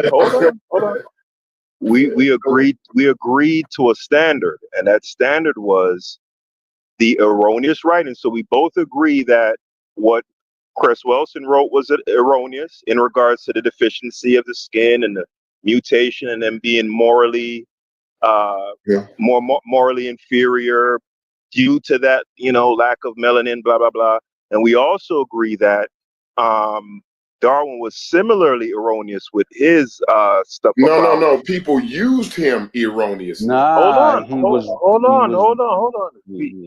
Let's walk through it, Corey. Let's slow walk. Because what we're talking, we might be having two different conversations. Go ahead. No, Yeah, we're not. No, we're not. that's why I'm trying. That's why I'm trying to slow walk it. So earlier we agreed that the standard as to danger or something need to be cleaned up would be measured by how human beings were radicalized by these respective authors' erroneous writings or ideas. You want to amend that, or is that still going to be No, because the author. So it's one thing if the author writes something like Darwin's Natural Selection, and then you get a group of wild motherfuckers that take that and then run off with it in some wild direction. And then it's another thing when you get Francis Cress Welsing's writing, and then you get people quoting that exact verbatim directly and not running off wild, but the actual work is wild, not them erroneously misinterpreting her work. Is wild. See, that's what I'm saying. Hold on, but we agreed that Darwin said we agreed that Darwin said statements that was but that racist. wasn't his work. Hold on. That wasn't his No, work. but his, you gotta understand, like there was no scientific journal when Darwin wrote. So No, that book, even though we can still determine what was his work, though. Yeah. Now, but the residuals of that work, right, replacing blacks in the hierarchy, that had resounding effects, right? You can say that you can't say that he made some shit that was out of line and racist at the time, and then ignore the resounding effects that came out of that work. And people took those ideas in terms of black being lower, closer to baboon, and so forth, and implemented that shit. Did they take that from Darwin, though? They use Darwin to say that? Yes, social Darwinism. Yeah, so that's what I'm talking about. Social Darwinism is a misinterpretation of Darwin's work, bro. That's what overall work, but not specifically some of the things that some of the statements he made in order to speak. Sosa, let me get in there. What about Negroes are closer to apes and uncivilized races? Hold on. That was racist and wild. Right. No. My question and is, danger. If I'm a radical person already, or I'm already predisposed to radicalism, right? And I believe I'm superior, or whatever the case may be, and I come across a Charles Darwin, and he says that Negroes are close to apes, right? In the hierarchy, the Anglo-Saxon is at the top. The Negro is just a notch above the ape. But if you read his work, Negroes are apes. I didn't say that they were apes. He said that they were just a notch above the ape in the evolutionary ladder. In the evolutionary ladder, they're just one rung removed from the ape. I didn't say that they were apes, right? So if a radical takes just that, let's just take that part of it and says, man, these people are closer to apes, and if I get rid of them, it's for the better of humanity anyway. Now, what in that would be a misinterpretation? Not the natural selection stuff, just those two ideas. The idea of clearing off these inferior races benefiting mankind overall, and the idea that Negroes are just one rung removed from the ape. Where would a skinhead, for example, be misinterpreting those two? No, I'm not saying he's misinterpreting that though, right? So, but the social Darwinism altogether is a misinterpretation of his work. Now, can you go through with a microscope and find things that Darwin got wrong and fucked up and was racist on? Yeah, I'm not gonna make an excuse for that, but I'm not gonna compare that. See, this is what we do when we compare. We're doing apples and oranges here, right? Because that wasn't foundational to Darwin's work. Is actually the truth would be the truth of his work would have hurt motherfuckers more, because the truth is that we not one rung above apes, right? The truth is that we are fucking apes, bro. So yeah, that's what I'm waiting to get in, because it seems like you got the experts. The experts get behind Darwinism and they don't arrive somewhere crazy. Niggas get behind Francis Cress Wilson and they think genetic annihilation. Like there's no comparison as far as if you follow what Francis Cress Wilson is saying, you get to a brick wall that says that your only answer to this problem that she's created is that you can't exist on the planet with white people. That's exactly what she's saying. That's not what she's saying. And how can we wipe white people out? What is she saying? Go kill them? What is she talking about?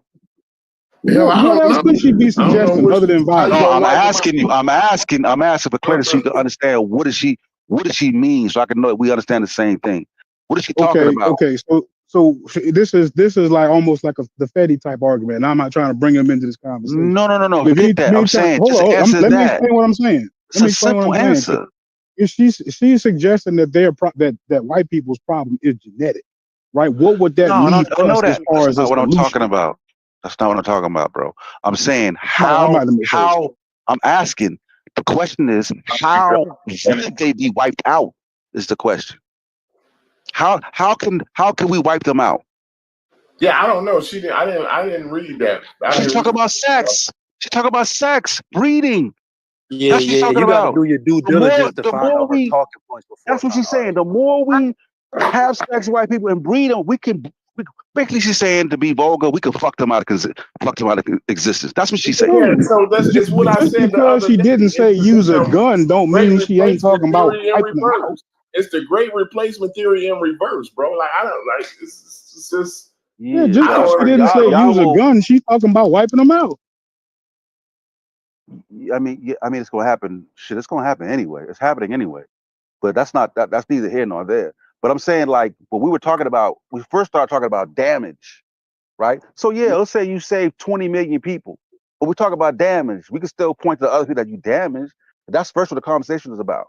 The damage that came behind some of it. What's more damage?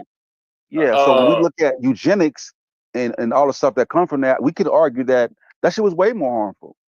Yeah, but Darwin people died. Darwin didn't have nothing to do with eugenics, though, bro. That's the wild, dishonest part. It didn't have anything to do with eugenics, but like he was pointing out, what he wrote about, if somebody was radicalized, and people at that time were radicalized, took his writings, right? Even though they erroneously used natural selection, they took some of the things and ideas that he espoused and implemented that shit, bro. In the name of eugenics. It was 90% misinterpretation, right? That's all. We'll talk about the 10%. We'll talk about the 10%. Okay, so the 10%, I've already said the ape shit. Like, it's not even that wow, right? Because he's saying that we was one rung removed from apes, right? Yes. Which motherfuckers would have been way more uncomfortable if he would have told the actual truth, though, right? The actual truth is that we are apes. We not know one rung removed from them. Yeah, but he was already saying that, Corey. That's not an issue. The fact he was talking about in terms of intelligence and hierarchy. He was saying in a hierarchy, Corey. in terms of level. White people are at the top, blacks are at the bottom, and right below them are apes. That's what he was saying. Yeah, that was bad. What do you want me to say? I said that was bad like 3 hours ago. What do you want me to say? No, but I'm saying like, so what I'm that wasn't his life work. That thinking. My point. Y'all keep saying that. All right, you got it. You got it. Can I submit to the floor another piece of evidence about Darwin? If anyone could fire up their chat GPT, this is the question I want y'all to ask it. Did Darwin endorse his cousin Francis Galton's idea of eugenics by a letter? In a letter that he wrote to his cousin. That letter. I'm thinking that letter. Hold on. That was bro. Come on. This is what I'm saying. I remember that letter. When you get involved with these guys. No, we can go back over that.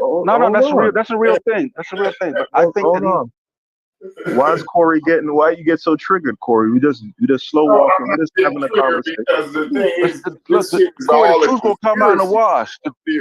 No, that's a real thing. We got the letter. That's what I'm saying. But I remember the letter. Actual letter, Corey. It's an actual letter. I remember the letter. I remember the letter differently, though. This is where Haskell becomes a problem at, right?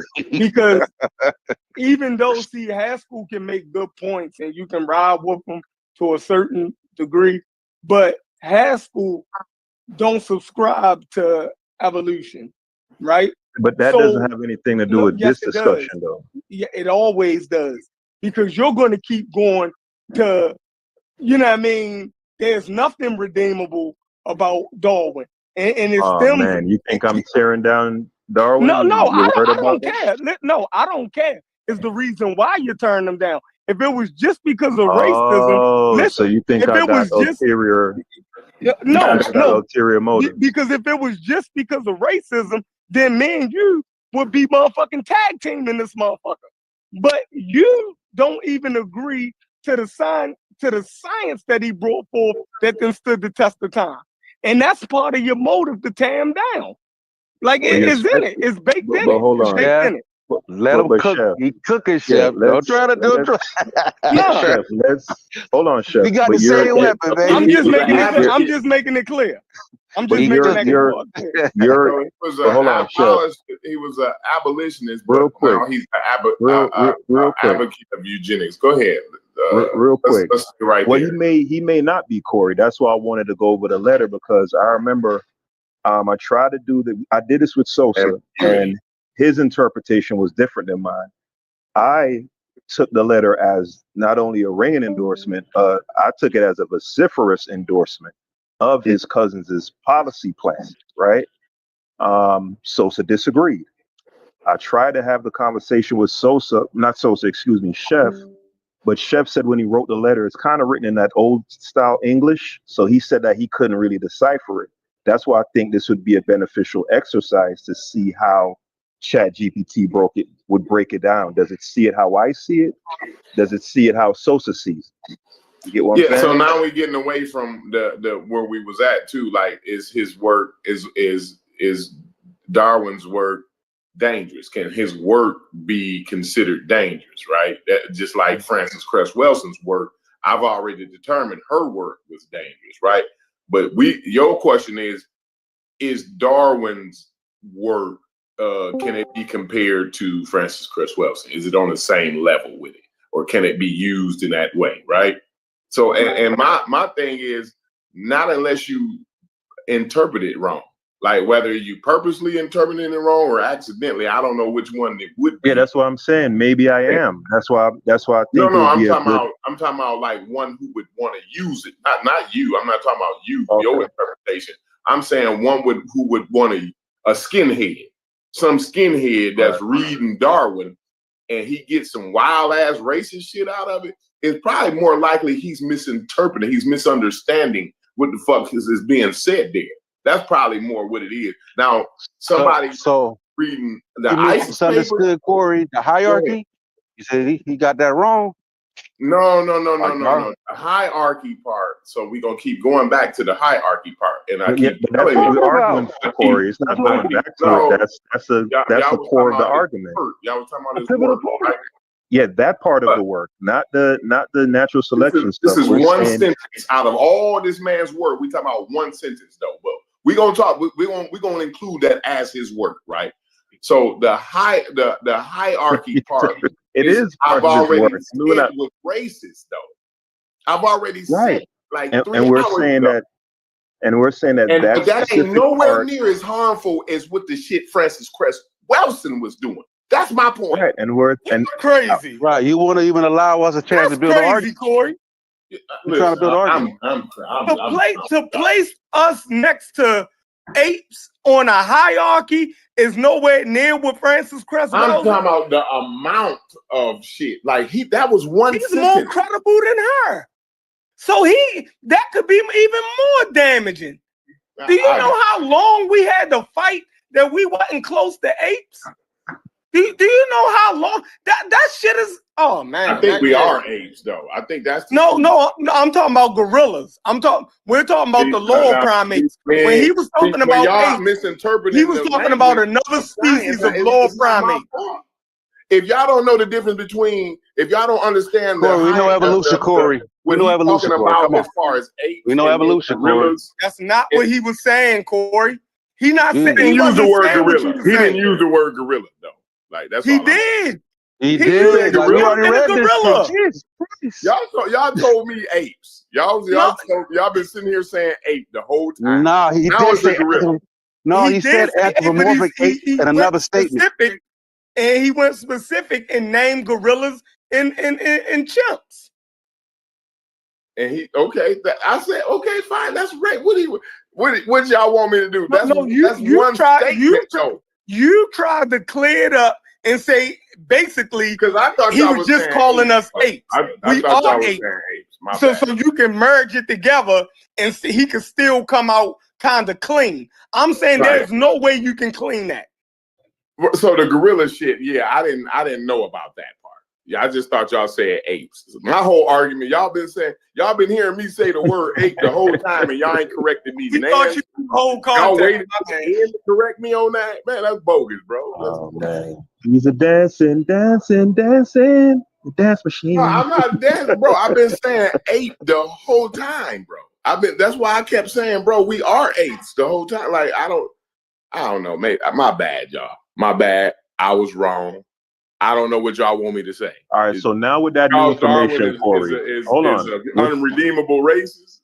No, hold on. But Corey, with that new information now, right? Let's reassess in terms of damage between Cress Welsing and I think she still did more damage than him. I think she's still to the black community. I think that's still more damage. Corey. Do you know how long we had to fight that we wasn't motherfucking not because monkeys and gorillas? Hold on. Do you know how long we had to fight that we wasn't monkeys and gorillas? Yeah, that's fine. But it wasn't because of Charles Darwin. He actually cleaned a lot of that up, bro. That's what I'm saying. Like, if it wasn't for him, a lot of that shit wouldn't be cleaned up now. He posited that was a part of it. That was in his works. What do you mean? He contributed to it. Listen, Chef. Read the statement again, Sosa. That's Darwin endorsing it and contributing to it. Absolutely. But listen, you're not gonna go back and use Francis Cress Welsing's work and then clean her shit up. Like all of that shit right there, what y'all talking about, y'all can go use the same man's work and clean all that shit up, bro. With the same man's work. Well, show me how you clear up that with natural his work. selection. But show me. No, that don't clear that up. So he didn't know he was making a contradiction? No, I'm saying we can look and see through his work that what his very own statement was wrong. He's saying what we've learned, like the progression. Hold on, the progression of the understanding that we got from natural selection, going down the line, the further advances, eventually led us to the conclusion that those statements were erroneous. That's you can't do that with you can't do that with Francis Cress Welsing's work. Yeah, I get. You gotta throw that whole that's shit not away. a credit to him. That's right. accredited to our further study. Right. He was where he was at. Nigga, you next to the gorilla. Right. No, I guess, man. I don't know. I find he on the same level with Francis Don't try to clear his bullshit up. I'm not trying to clean his bullshit up, but I'm trying to say it's different than Francis Cress Welsing, bro. So now I'm cool. Now we putting Darwin on the level of Francis Cress Welsing. I think he's way worse. That would be worse when it came to us, though. Way worse. Corey. Placing us next to gorillas and apes. That's crazy. And we fought that for 100 years. I can use Darwin to combat that, though. You know how many? Can somebody pull up the racial or the hierarchy where it has the evolution of human beings, and it goes from the monkeys to the ape to the gorillas to the human beings, and it was the black man, and it went from the black man to the Asian to the white man. And that's his. That is all working hypothesis that he made. Part of his legacy. We had to fight that, Corey. Yeah, I understand that, but the thing is, you can take Darwin's work and fight against that very thing you just said, though. How would natural selection? You can't do that with Francis Cress Welsing. How does natural selection correct that, though, Corey? I got to explain for me if you could. The natural selection is not because it's about the fit genes, it's the fit genes. He explains about the fit genes. It ain't about like, oh, this group of motherfuckers is more better off than this motherfucker. It's about being the adaptability and the fitness of your genes. That's what he was talking about with the natural selection. Right, so it put all the rest of that bullshit to rest that we were just talking about. You can go to sleep with that shit. You see what I'm saying? Like he put his own self to sleep. He told his own self to go to sleep with the bullshit. You understand what I'm saying? But you can't do that. You can't do that with Francis Cress Welsing's work. Yeah, you haven't answered my question though. How does his theory of natural selection correct the idea that we're the lowest? I just told you it's not about the fucking the higher. It's about the fit genes, bro. He's talking about genes, bro. That's what I'm saying. Okay, it's not about hierarchy of people and animals and shit like that. Yeah, it's about I'm saying how does that correct? How does that correct his previous statement about us being close to gorillas, though? You ain't answered that. Because bro, it's not a higher your fitness ain't based on how strong or whatever it is, or whether you a man or woman. It's about the environment and how fit you are to be within that environment. That's what he's talking about when he's talking about natural selection. All right. I mean, I've tried a couple times. I don't get it. Maybe other people. Maybe I don't know what you're asking. Maybe you might ask the question different. What is he asking, Chef? What is he asking me?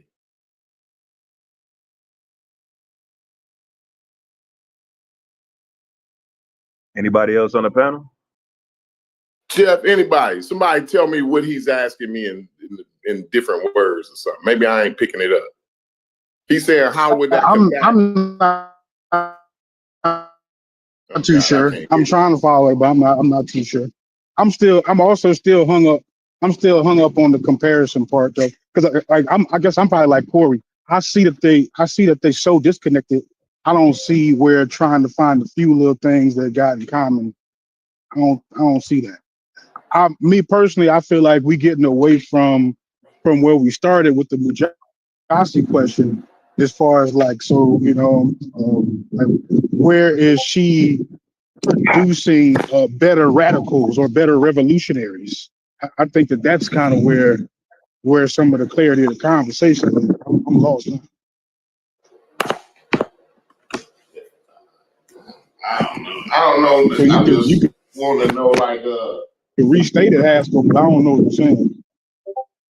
Yeah, I don't know any other way to restate it. I was hoping that somebody. I want to know how I want to know how he's saying how do I clear that up? Like, so he said the shit about the apes, right? you reconcile putting together a program that is designed to. Dang, y'all hear me? You cut out for a little bit, Logic. Yeah, cut out a little bit. Say it again. Oh, all right. We can hear you now, I guess, but like when you get to going, it kind of goes out. No, go ahead. Go ahead, Logic. Go ahead, finish what you saying. Yeah. Well, no, he was trying to ask because I can't tell about. No, I was just saying I don't know how you. Yeah, you cutting out bad. You go. I'm tired of repeating myself. Right. Yeah, you go ahead, Corey, because I'm repeating myself. I'm tired of this. You Borging real bad, Logic. Right.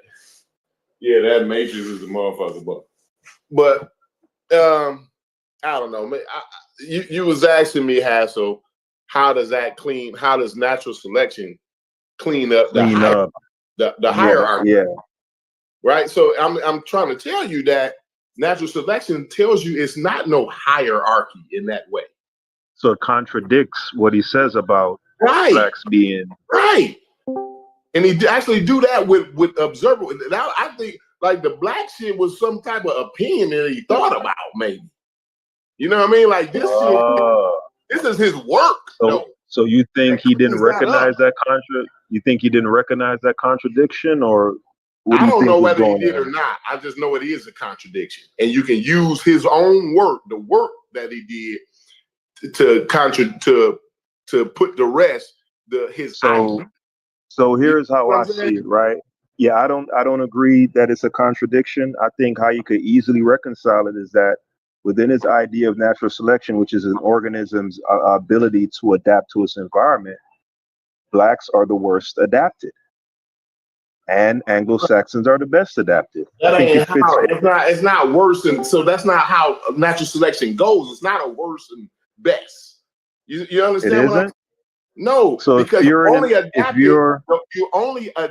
It's either you adapt or you're not going to be alive. And right. You adapt. Listen. You only going to be fit for your environment. So right. Maybe we not good. Our genes ain't good to be in Europe. Maybe that's not the case. But in this Bida Benin, we got the best fit motherfucking genes here. It's what he's trying to say. But you yourself said it a few minutes ago, or about a half hour ago, when you said he spoke cold and clinically about the savage races or the uncivilized being inevitably wiped out, right? That reconciles with his natural theory, his natural selection theory also, in that was his. Hold on, Corey, because he's saying that it's an eventuality that these lower forms of humanity will be cleared out, and that it will eventually be in the benefit overall for humanity. And the reason why they're going to be cleared out is because they haven't, in terms of planetarily. You mad about that? Because that's actually the truth. I'm not. Do I sound mad? I don't think I'm. I don't think that's racist. If it's the truth, it's not racist. Right. No, I'm not arguing about the racism part right now. I'm saying that there is no conflict in him saying that Negroes are one rung above the ape, right? And the idea, hold on. I'm saying that idea does not contradict natural selection. I'm saying they're perfectly reconcilable. That's my argument. Bro, natural selection contradicts the fact that there's some type of hierarchy. That's my point. Now, wherever else you want to go from there, bro, I don't know. I can't go there with you. All I'm saying is natural selection. The work that you know him for. You don't know him for talking about well, maybe you do, right? But the world don't even know him for talking about the little bullshit, the bullshit sentence that you read to me, right? But the thing that he put out bullshit sentence. Why is it a bull? It's what he wrote, Corey. What you mean bullshit? What he said was bullshit. What do you want me to say? Oh, you mean okay? I see what you mean. Yeah. I thought you were saying It was like bullshit that I brought it up on some little clever shit. Okay, my bad. The bullshit that he said. I don't know what you want. Okay. My bad. I misunderstood. Yeah. So like nobody knows him for that, but they do know him for natural selection, which contradicts any kind of hierarchy in the way that he was talking about in the letter or whatever he wrote in the book or whatever the sentence you read from, right? That contradicts all that bullshit. You see what I'm saying? The work. I see what you're saying. I just happen to disagree, you know. But I'm curious to hear from some other panel members. I guess everybody busy.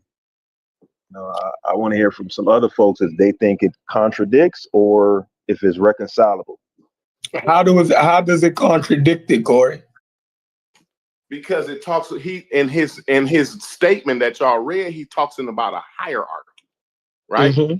And natural selection, don't work like that in no hierarchy. There are no hierarchies in natural selection. That goes against natural selection altogether. So good. So you just proved that if it was contradictory to his science, then it didn't go along with his scientific theory, right? And he's proven my point as well, that it was based on the time. So it was just a racist statement then. Yeah. It wasn't based on his yeah. That would just be racist. That was just his racism coming out. Hey, Chef, ain't that kind of proving my point that it was based on the time? I don't know about the time. Go ahead and prove that point.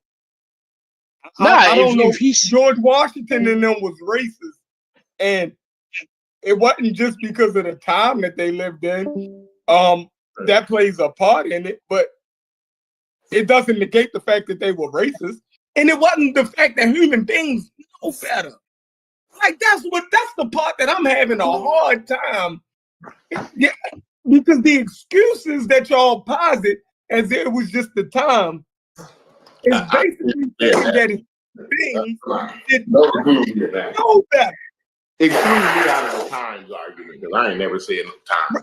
Racism doesn't mean that you don't know better. You dig what I'm saying? It means that you choosing to do that shit. Yeah, absolutely. I'm with that part. George Washington and them knew it was wrong to keep people as slaves and to beat people. They wrote it down. They knew that shit was wrong. They actually wrote it down. They profited from it, and they were complicit in human suffering. That's what makes them fucking vile and why we can't fuck with them. But we wouldn't say that they didn't write the Declaration of Independence. We don't throw the Declaration of Independence out the motherfucking window because we can acknowledge that the people who wrote it I think the ideas in the Declaration, I think those are some of the most revolutionary and most beautiful ideas in human history. But you don't deny that the motherfuckers was racist. Who wrote it? But hold on. Because right now I think we're doing Tiki Torch scholarship. I'm trying to listen because Sosa said I was talking too much. But now we're trying to burn him at the stake. And I just think it's just, remember the term racist didn't exist in 1882. Oh my God, really? Just no, I'm just saying it existed and we could do the thing of Francis Cress Welsing and all of that. Oh, but racism is anachronistic then? No. I'm not saying that. What? I'm saying the term, the word, how we use racist didn't exist at the time. So that's not a defense. That's just a fact. So I'm not saying. But I don't understand how you're making that make sense. No. Here's why though. This is why. Because racial hierarchy thinking in the science that he worked in, even if he knew it was wrong, he didn't create that. That just aligned with the consensus at the time. So it was still racist, it was still wrong, but he didn't create racial hierarchy thinking in his arguments on evolution. Racial hierarchy thinking was part of that. So that's Francis why Cress Welsing didn't make up the we're talking about 1970. But we're talking about 1880 and 1970. But the fact that she promoted it and put it in her work is why we call her racist. Right, but She didn't create it. She didn't I hate create to say this. No, I hate to say this. I'm gonna say it to you, and I thought I never would have to. Let's not talk about Darwin and Wilson. It's not even like that's giving her too much credit. It's actually like kind of crazy. That's not what I'm saying though.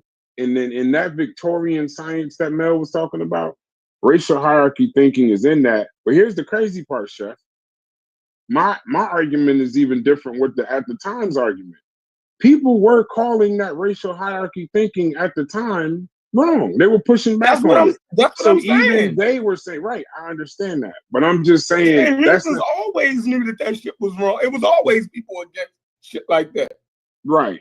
But they just don't racial hierarchy thinking. I'm just making a statement that it wasn't created by him.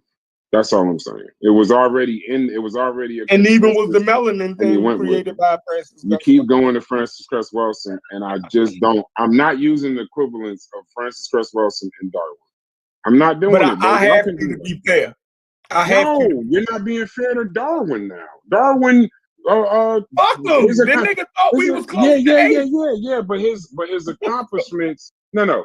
But I will take what he discovered. I'll take that. I'll take we don't have no choice that. I could throw him away easy, but we can't throw away evolution, natural selection. It would have happened whether he discovered it or not. So I get that. But she didn't create nothing on the lane of that. Nothing even close. Nothing. Hey, same stratosphere. You know what I realized, Chef? When I did that show with Stu Pease back in the day, I did make a mistake.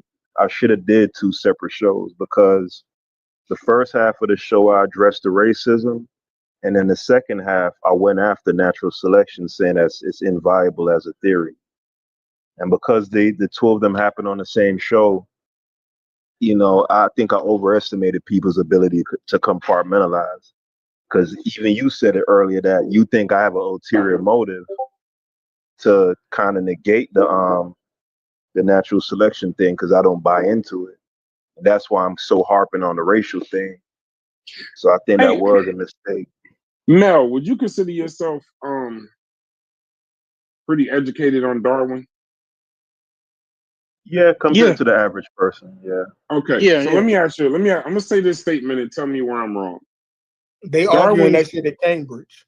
Darwin said all people come from one species and then turned around and ranked people by race. That's not science, that's contradiction, and it makes his hierarchy not just wrong, but racist.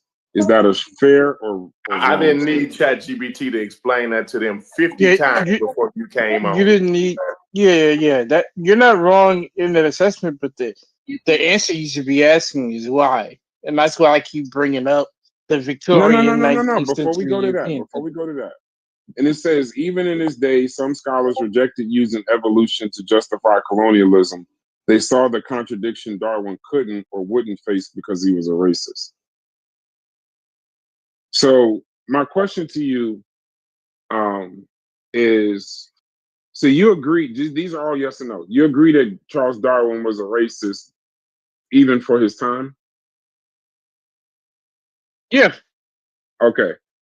So, and would you agree that while saying all people come from one species, but then turn around and rank people in a hierarchy from European to ape and putting us close to the apes, that would be the basis of his racism?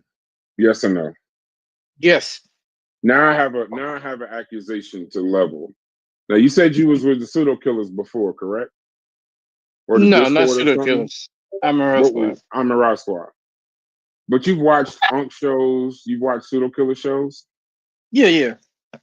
Then how come every time somebody called Charles Darwin racist on them shows, they immediately laughed this motherfucker off the panel? If we figured this out in 2 hours. Because people don't honesty. It's not even just that. I think everybody up here is being honest. Because I can answer the question, Brass. I think because for a lot of people who put a lot of stock in the natural selection theory, they believe that assenting to the idea that he was a racist, it kind of it then kind of makes it inextricable from the natural selection theory, and it kind of taints it. You know what I'm saying? So that's the reason why they push back against it so much. And they think a lot of times that the people who bring up the racism have ulterior motives. So the same way you hear Aunt complain all the while about saying, "Hey, don't try to figure out what I'm saying, or think what I'm thinking. Just take what I'm saying." You know what I'm saying? That's what he's doing. He does the same thing to people when they bring up Charles Darwin racism. He thinks they have an ulterior motive. Most people when they bring up Darwin do have an ulterior motive, because they're trying to throw away his science, his evolution understanding, his natural selection understanding, because he was founded in racism. But that's why I'm gonna keep bringing the point up. It's if you look at how he was at the time where he was raised, they all thought that way. They all thought that Europeans were on the top and everybody else is on the bottom.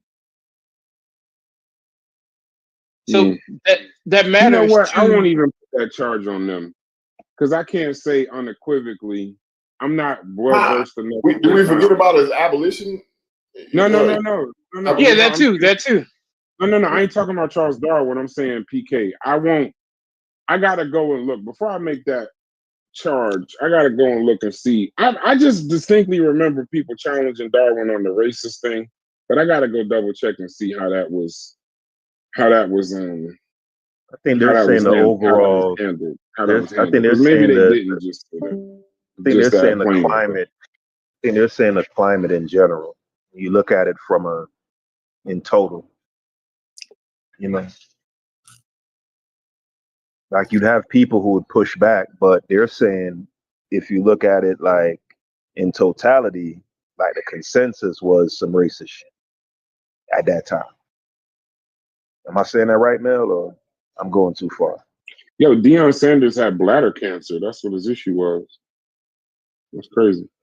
With the toes and shit? The toes? No, he had his bladder. They took his bladder out. He doesn't have a bladder now. He had bladder cancer.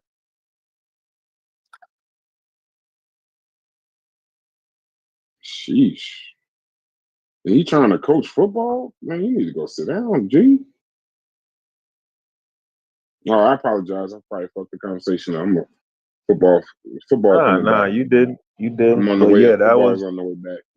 That's to answer your question, Brass. And Mel, to his credit, he was candid about it. That they're protecting the natural selection theory. You know, I don't know how anybody else is, but I'm not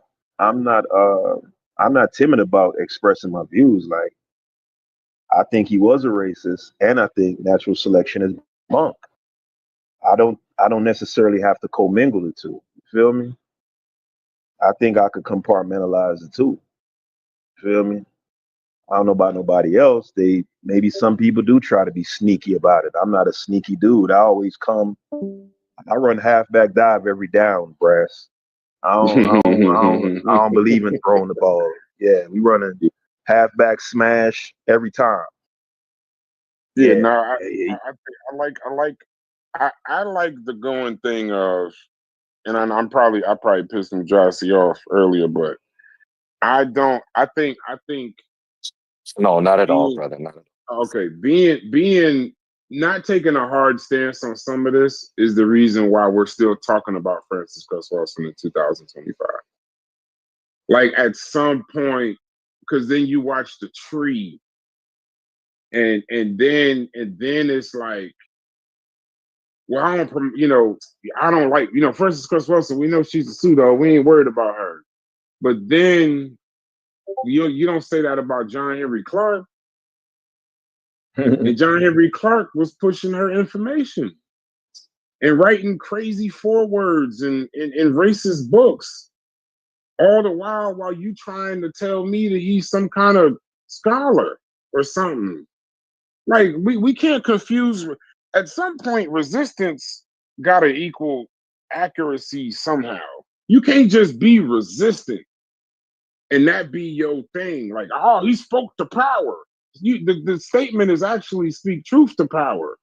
That's why I reject Martin Luther King, Malcolm X being brought up in the conversation, but I understand what Hits did it, right? Because that actually brought a little balance to it. But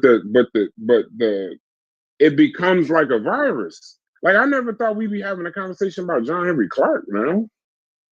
Did y'all, when we started this, did y'all think that that's where we was going? No, I didn't. It's almost like the more you investigate, the more you turn up. I don't So even what if now hold on. Let me say this last point. It might change the conversation. I don't even know if now we're talking about people. Are we talking about a thing? Like racism? Like, are we talking about people? Like Francis Cress Welsing, Diop, Clarke, Leonard Jeffries, Fuller? Or are we talking about racism that if we dug it pretty much on anybody, would we find the same fucking thing? The same hypocrisies? And maybe not make the argument specific to people, but specific to the topic. And maybe we'd even get more clarity. I don't know. That's just a thought. See, and that's where I was going to go with the argument, because if the idea is that Darwin was basically cultured in, he was in a cultural container that fostered that type of thinking and reinforced it, and he was just a product of that, couldn't we make the same argument for a John Henrik Clarke or a Francis Cress Welsing, but just on the quote unquote Afrocentric side? So in that subset of society, right? Black people, African Americans, that notion that what white folks quote unquote had an innate, some sort of innate deficiency or innate thing that caused them to, treat us the way how they treated us. And that kind of became a thing. It became a cultural milieu that they were products of. Like, why can't we make that the same argument that's made for Darwin? Is it inapplicable to the Cress Welsingtons of the world? Or I think we look at the contribution. So I think when we say what was seen as defense of the white guy, you're the European, I think it should be we're trying to separate the contribution. That's why I say I don't know if we should keep talking about people, because if we're going to start separating people's contributions based on their racism, separated from their racism, then we might be talking about we'd probably be better off talking about a thing, not a person. Because if we're going to talk about people, then and taking hard stances on it, are we taking hard stances on the racism and not the people? You know what I mean? I thought we were talking about the work the whole time, because when we talk about Francis Cress Welsing, we're talking about the stuff that she said was the stuff that she was promoting was her being racist, right? So not necessarily like what she did when she went home. No. I don't mean, that's not what I mean when I say talk about people. The reason why we're kind of talking about people at this point is because now, as we start putting names in and saying, well, this, and this, and doing some investigating, we're finding out, okay, Darwin put us closer to apes in the racial hierarchy, in that ladder, right? But then we're saying, yeah, but he discovered, I don't know how to word that necessarily, discovering evolution or discovering natural selection, but his works led to, I don't know, because evolution was happening with or without him. So whatever, his contribution is evolution, natural selection. So his contribution is something, while it would have been here with or without him, he's the person that recognized it or, put it forth or whatever. And then he said some racist stuff while he was doing this great thing for mankind. I still struggle to find the great thing for mankind that Francis Cress Welsing did to even have, not to say to make their contribution be more than the racism, but to even put something, if you got the lady scales of justice, and that's my point too, Mujasi. If you do the scales of justice of Frances Cress Welsing, what do you put on the other scale other than her resistance? And I'll take it a step further than that, and I can't even necessarily I can't find a specific contribution, even just for Black people, that you would consider something redeemable when you look at it in 2025 context. Said the other past 2 days, being said, been having the damage conversation, right? What damage was caused by what people espouse, their work, their contributions, whatever, right?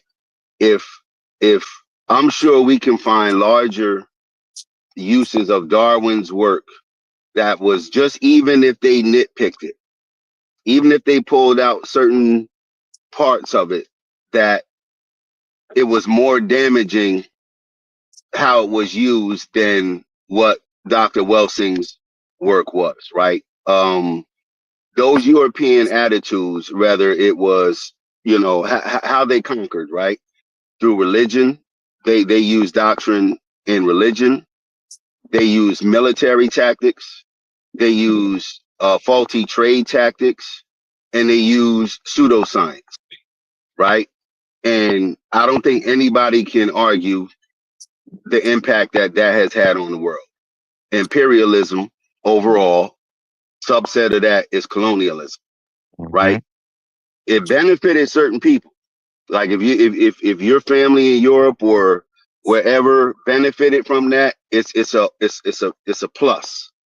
But if you can go to say South America and just pick a sector, agriculture, or another sector, just Central America, where whole ethnic groups were like wiped out, whether through military or through disease, right? Just, you can see the damage on that end. So regardless of what these people intent were, what their work was, the further damage was done by the use of that or nitpicking. So if me and Said is talking about her melanin argument, right? You can say the damage is people, Black people, dark-skinned people, brown-skinned people, feeling they have superpowers or they're innately superior because they have darker skin. On the other side, people being savages, people having smaller craniums, people just being closer to like you can use that, and it has been used, just inferior in all of those things I mentioned: religion, trade, military. They use all that. That's a part of that. That's a part of that. So I think the damages on one side, that's a new conversation. And on the other side, are these people symptoms or are they the problem? That's what I wrote in the chat earlier. We talking about people or we talking about racism? If there's symptoms of racism and we just going to ignore the racism part, then let's just talk about the people. And when we talk about people, I may not have been the right place to say it the other day. We talking about human beings. And you could tell me where to stop critiquing a human being, but I may not want to stop. I may want to go into their personal. I may want to know where they live and what policies they support. Damn what they contributed. Some people may be interested. Things that are relative to their life, regardless of their work. So again, we talking about people, talking about racism, or we talking about, damages. Those are all, I think good things to talk about. Well, now that y'all had a lot of that conversation, I think it's a bad place to have an argument. When you're looking at the damages, I don't think that that's fair. You know what I'm saying? I think African Americans don't got the ability, don't have as much influence as white people. Even if they came up with an idea, white people certainly can put a lot more resources behind a particular idea, whether it's right or wrong. I don't know how fair that particular part is. You're trying to assess the damages. I'm trying to stay within this box of Frances Cress Welsing was a part of some rhetoric or curriculum that claim to be in opposition of racism, but seem to be more effective at creating more racists than anything. That's the big problem that I'm trying to like stay right there. As far as they were attempting to do some sort of political ideology thing, and they basically made a factory for creating racists. That's exactly what they did, and that's I think that we getting away from exactly what that is or what that was for the Black community, right? Because that's what I think that how we kind of got on the conversation as far as why she's not good, right? It So you're saying she damaged can't be people? good to be talking about how Going in and out. bad racism is. I would definitely say the people that she contacted, most of them people, I would say damaged. For sure. One of the people that you got in reverence, I think that might be a little bit questionable. It says that she has a much larger influence on you than it should, because there's not much good to say about her other than she's a Black woman and she went through racism in the 70s and 60s. But once you get past that, like, ain't no contribution there like that. How do we now? We done reorganized what a contribution is when we're talking about somebody shouting racist. Like, what are we calling a contribution at that point? But your claim is Like, she damaged something. But your claim is she damaged something. How do you assess her damage? You telling me you can't assess damage, but you claim she's damaging something, right? Oh, so and I mean, I'm saying that creating racists is damaging. Are you disagreeing with that? How do you assess the damage? There's amount of damage. I don't know about a quantifiable thing there. I'm not even trying to do that. But we can agree people assess damage in the amounts, right? This is not crazy, right? There's a little damage, there's a lot of damage. How do we assess the damage? Right? One person was affected, 1,000 people affected, 500,000 people affected. That'd be a hell of a case study right there. Yeah, I get what you're saying. How you gonna find any measurements with that? Yeah, I get what you're saying. It's not really, it's not possible to follow it because I don't see that as like some kind of reality. I don't think you'll ever be able to put some particular percentage on this damage that you're talking about. That's why I said I don't think that's a great argument. If we spin with the conversation of damage, one of the things that we were elevating, I'm sorry, I just got done doing some push-ups.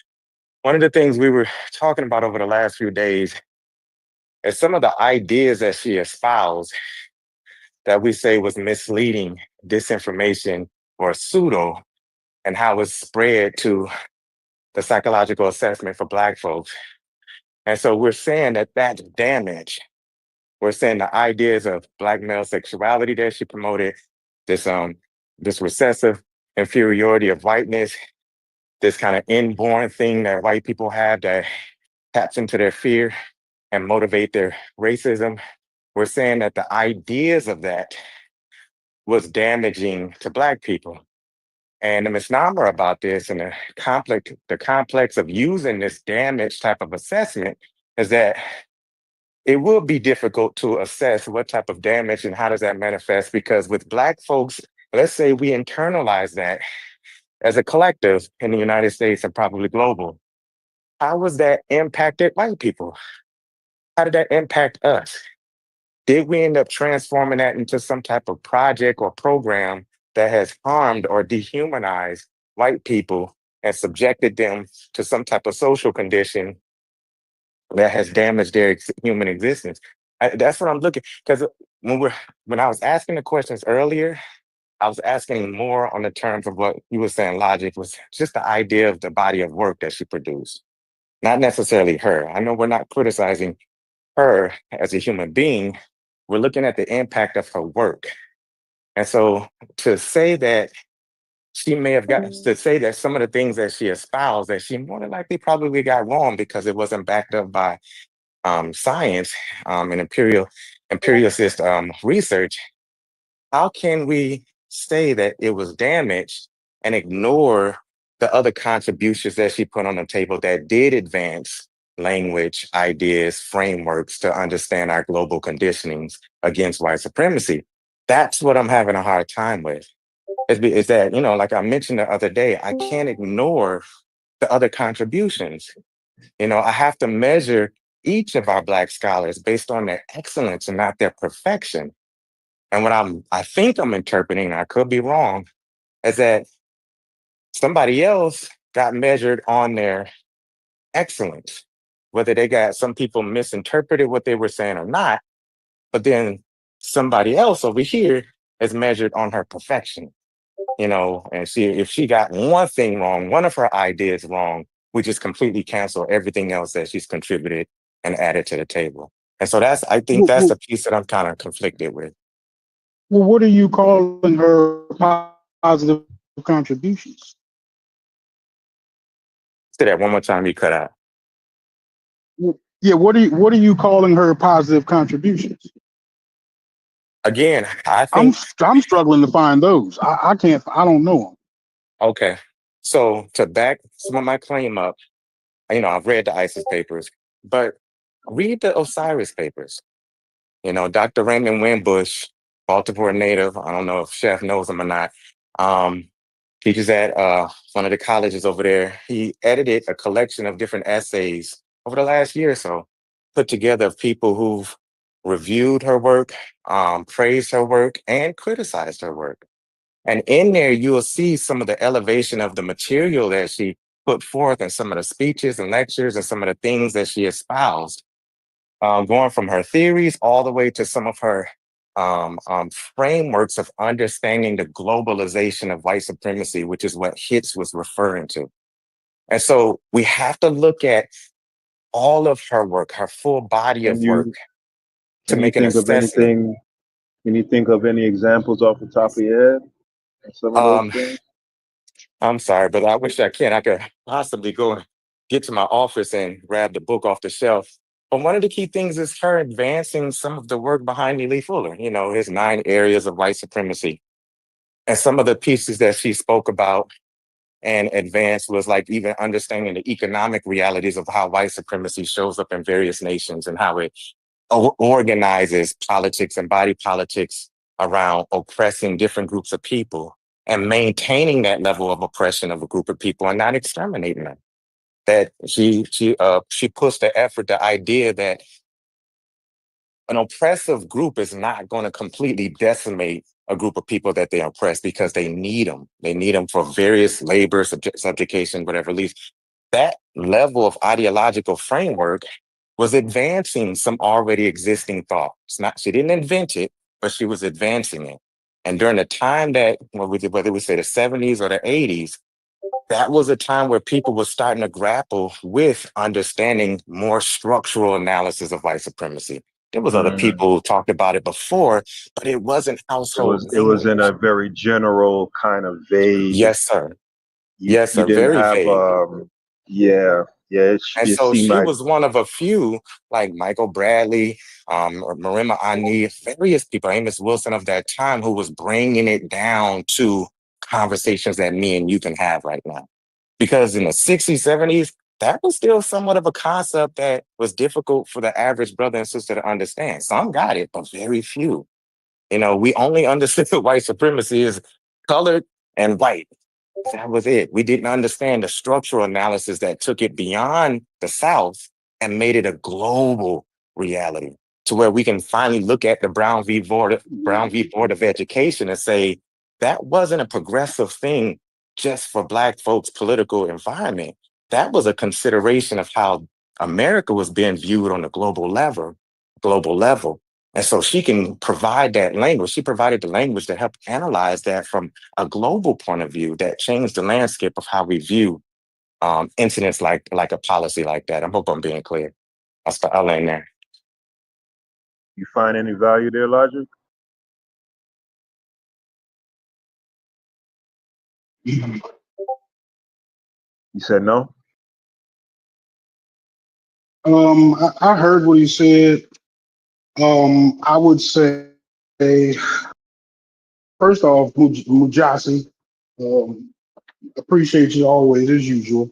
And honestly, I hate when I have to disagree with you because I never wanted to be anything more than just disagreeing with what you're saying. Oh, no, absolutely. I welcome But that what I disagreement. got out of what you said was is that it could be it could be even worse than what we're saying. I don't got these. You have a limited familiarity with her work in general, right? So when you go back and look at it, it could be even worse than what we're talking. When you get to the nitty gritty of it, and at a forefront, your initial disposition would be to protect. And it's not even so. What you're protecting isn't even about what you're aware that it says, right? Your initial stance to protect it is more about like how you initially feel about the topic, and it has nothing to do at all with what she said. That's my first impression about what you were saying. Because if it's about Neely Fuller and all that other stuff, I mean, I don't know about the raving reviews on somebody that's an open racist. Like I don't want to put that on the record as far as saying, oh, he's on to something. Like I can't use him being a racist as well. He's on the, you know what I'm saying? He's on the right track. That's the kind of, yeah. So you think Neely Fuller's a racist too? If Frances Cress Welsing is simply summarizing Neely Fuller, then the shit Neely Fuller be saying gotta be off the goddamn chain. You got to read his material. Yeah, you got to read his material. Not necessarily. Yeah, not really. That's Neely just like Fuller was with making some good points. He was making some good points. He was just, I think, overemphasizing white supremacy a little too much, and it was a little conspiracy theory. But if you listen to like his old little radio talk shows and all of that, he was kind of going in, bro. Like as far as social I've checked them out one time. They sound really similar, and I mean, if they sound really similar, I don't see that as a vote of confidence for Neely. It is dangerous. Yeah, I agree. I agree. It is dangerous if a young person listens to that and creates, like, as a result, develops this paranoia as to looking at white people a certain way, and how if you just look at any white person, they're a part of the overall system trying to keep you down. I don't agree with that. Right, and here's so like, and my big argument is that if a young person listens to this with no backstory, no context, right, there's no way that they come out of that better equipped to handle racism today. Not at all. Like I think that's the biggest problem with that shit. I agree with that. Don't prepare you to deal with the real world. That wouldn't be uncommon for like. And I know it may take away from that's what it claims to do. No, hold on. It may not deal with the minutia of things, because anybody can be really critical on something and make a lot of points being very critical on one or 2 points. But reality is, right, most people, children alike, are not exposed to a super singular ideology that they wouldn't, once they left their home or interacted with another child or another adult like a teacher, a school bus driver, their neighbors, wouldn't be able to pick up differences, right? And how something contradicts something they thought or heard. We as humans go through that all the time. We find out new information. We find out the older we get, and anybody older or even at any age will tell you, I don't think the same as I did when I was 6. Now, if you're talking about, hold on, and if you're talking about indoctrination, where you have, say, a cult setting where these people cannot get out of this bubble, they are force-fed this information. They are not allowed to communicate with their family like that extreme. Like that would have to be an extreme circumstance. That would be the only damaging thing. And again, I'm on to damage. How do we assess damage, right? You know, not how do we do it, but what is the impact of that? I think Neely Fuller and all of them, the ones we're talking about, are the symptoms of racism. They ended up purveying that. They are part of what racism and racist people put forth. They're the products of that, right Mm-hmm. or wrong. I'm not blaming, not blaming. They are they ended up being the purveyors. I don't think in the case of Neely Fuller, though, you done, brother? You still had some more to say, or no, I'm done. Good. Yeah, I don't think in the case of Neely Fuller, at least I don't know of anything similar to like in the case of Francis Cress Wilson that you could point to that's patently racist, though. So I don't know if he could be placed in that same category. Now, as to Logic's assertion that I guess Neely Fuller kind of harping on a particular topic can make a young person, who doesn't have anybody necessarily to kind of filter the work, and that can make them paranoid and insular, because that can happen, right? So if you were 12 years old, I guess, or 13 years old, and you didn't have a father, or maybe your parents aren't around, maybe your mother isn't there either, right? And you're just in your room listening to Neely Fuller, and he's talking about white supremacy being active in all 9 areas of human activity, right? I can see a young mind taking that as, well, damn, these motherfuckers control literally everything. So what's the point of me even trying, right? But I don't see how that wouldn't invalidate the statement that white supremacy is pervasive in all 9 areas of human activity. In my opinion, that's just a statement of fact.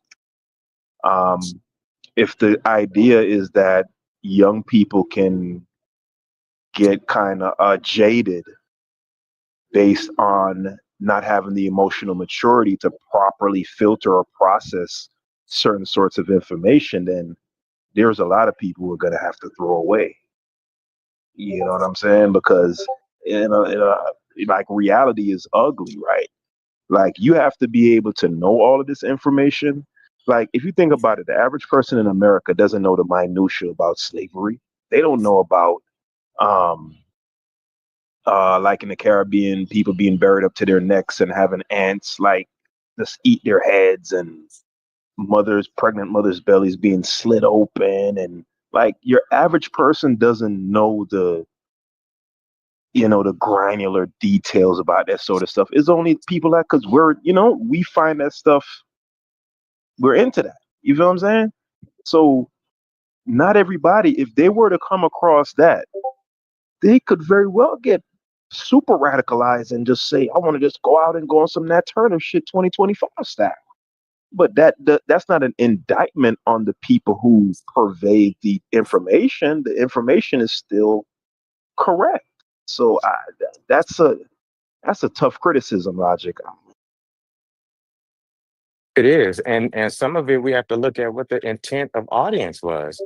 I don't think any of them was writing to the child, like in the scenario that Haskell just said. I don't think any of them scholars was specifically writing to children in that way. They were writing for like journals, like academics, other political commentaries of that time. They was oftentimes writing to their colleagues and translating this to the public the best way they can. But it wasn't intended for children or adolescents to try to grapple and wrestle with some of the ideas that they were working with. Because I can imagine that if somebody, and maybe somebody did, I don't know, somebody was to pull Neely Fuller, Derek Bell, or any of them to the table and say, how would you communicate this to children and teach them about the realities of America, white supremacy, and the globe? They will have a different way of approaching it. And this is just my imagination. I don't know for sure. But I can imagine that it wasn't designed, but the way they wrote this, it wasn't designed for that audience.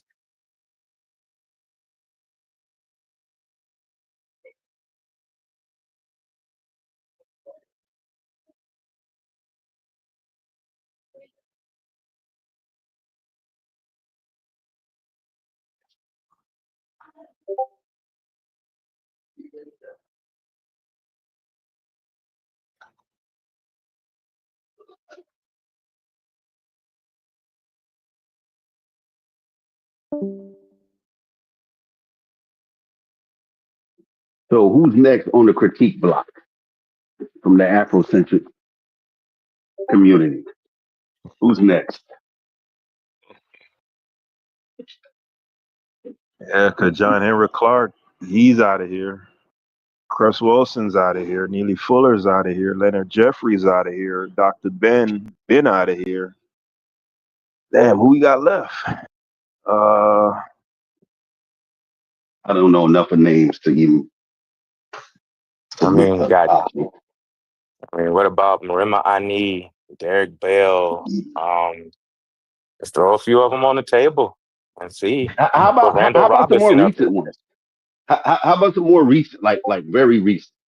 Because I know some of the younger people, Fetty, Logic, you know, they not feel bad or negative, but the old head stuff and bringing up the old past and all that, they might not be too happy with that all the time. So who do we got currently? Man, I ain't gonna lie to you, Hits. All the people who are in that kind of vein, the ones who are prominent anyway. That's it? They ain't no more? They would, no, they don't make them like that no more? Yeah, that's what I'm saying, though. When you think about the people today who would be, I guess, the descendants of that sort of ideology or train of thought, at least as far as the prominent people go, okay, the first two names that come to mind would be Dr. Umar Johnson. Oh yeah, I wasn't going to say it first though. I was not going to say it first. Umar, he doing this OPP. I think he don't need nobody. Yeah, you get into it. You get into it because you're finding out when we talk about real activism today that there's no direct connection to real activism from the 60s. You don't see them using their rhetoric. We don't see, but some kind of way we get here and we gotta find some way to like figure out how we gotta keep these people relevant. Yeah, you cutting out, Logic.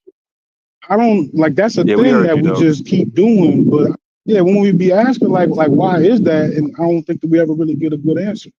But let me say this: I'm sure there's plenty of Makashuka Barashangos and Derek Bells and Amos Williamses and Neely Fullers, and they're still out there writing. 2025, I believe there are new iterations of those people, but they're just not They're not popular. They're not prominent. I want to say that because of how society is today, with everything being so, the instant gratification and entertainment kind of being prioritized above everything, more than anything. Because I think like in the 60s or 70s like that, I think people would sit down with this type of material. I don't think in 2025, you need some bells and whistles. You know what I'm saying? And if you don't have no bells and whistles going on, you're gonna get tuned out. Like look at perfect example. I think these people were pretty good. What's her name? The ADOS Yvette Carnell. All right, so let's look at Yvette Carnell and Antoine. What's Antoine's last name? I forgot. Antonio Moore. Antonio Moore. All right. So the thing that I like most about what they had going on, especially with Antonio, he brought into stark relief with numbers the actual gap between wealth between white and black America, right? He goes into the household wealth. He points out the fact that most of the wealth is concentrated in the black community, is concentrated in a few hands, and most of it was gained during the boomer generation, right? Like he really, really, really, really puts it into stark relief, gives you dates and facts and all of that, right? But a young person, for the most part, they're not trying to listen to that. Like all Tariq did, he took the same framework, he made some puppets, he cracked some jokes, and before you know it, he usurped them. Yeah. Just like that. Yeah. So I think it's just a different time. I think them people still out there. Another person who I throw on the table is Ta-Nehisi Coates. I appreciate some of his work. His literature, pretty strong. As a journalist, he speaks pretty strong around certain issues, around the embedded nature of white supremacy. And his article, I can't remember the exact title, where he explored reparations, was a bell. It got him some attention. Do I agree with everything he states and he positions on? I don't. But I can appreciate, just like you did, Haskell, that there's certain elements that you have to judge them on their excellence with. There's certain things that they presented that you can say that was on point, and I can validate and support that position. See, this is what I'd be afraid of. Like, Ta-Nehisi Coates is he actually does work. Like, he actually does journalism, right?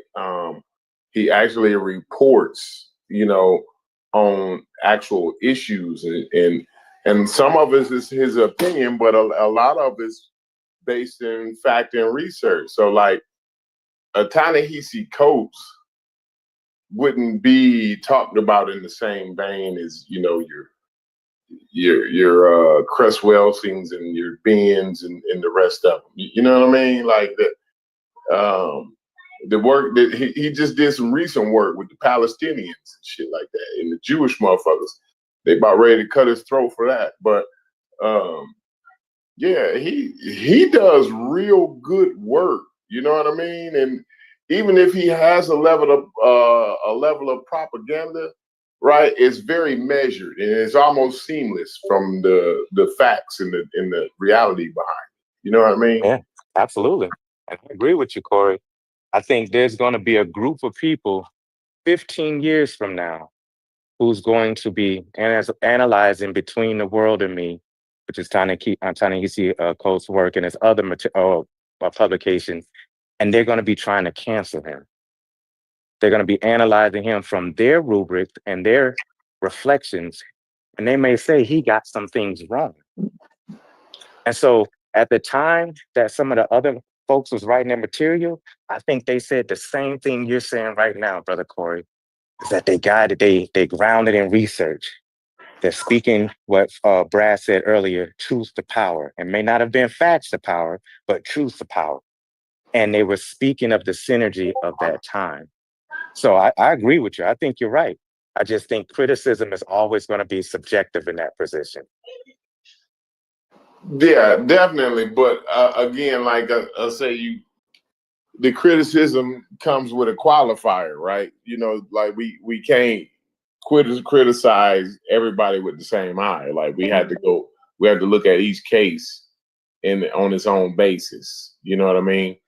So everybody got to stand on their own. Ta-Nehisi Coates can't float on, Malcolm X's merits. You know what I'm saying? Like that's not gonna be. He got to float on his own merit. You know what I mean? Totally agree. Totally agree. And I'm willing to change my terminology, right? Just to, olive branch different ideas, with people.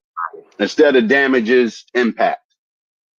The impact of the people, their work, of racism, currently, even if we look at that may be more palatable to people, the impact of these people. What was her name? Jones, that she did the 1619 project. Nicole Hannah Jones. Nicole Hannah, I said her name backwards. So, yeah, you got it. That was praised and scrutinized, like heavily. Yep. And we had that discussion not too long ago.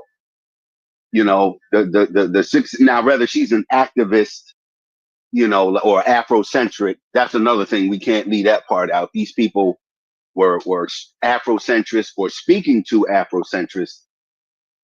Maybe today they are not that, equivalent on that level. They may just be, like you said, speaking the truth to power, in some cases, facts to power.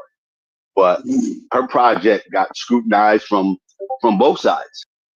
Black people, just say in the black realm, there were black people who didn't like it. They said, like, you're starting with slavery. There were black people who agreed with it. Like,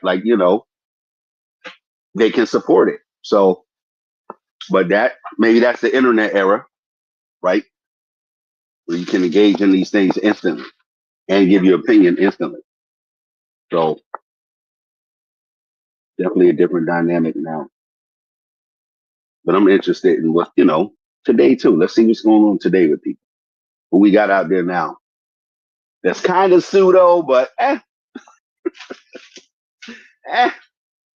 got some good points, but they got some pseudoisms in there too. Who called it good pseudoisms? Who said that? Was that Haskell? Somebody said that the other day. Good pseudoisms. If there's such a thing.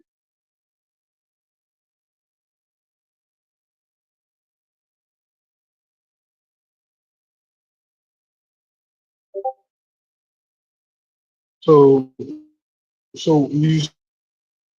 y'all on the search for a modern example of somebody intentionally using pseudoism to get the job done? Is that what we done got to? Well, I guess intent would be later on, but we find the people who are espousing ideas that they say are to help their people, but may also be criticized as pseudo, and I think maybe now because of technology, we think we can prove something pseudo instantly. I don't know if that's the case. Let me add another layer to that. Do we have someone who works in academia, right? Someone who's college educated doing it?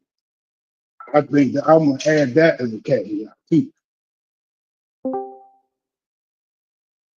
Well, according to some of the recent, I'm eating, Egyptology arguments, they quote unquote, Haskell is one of them, they've exposed people in academia who are pseudo.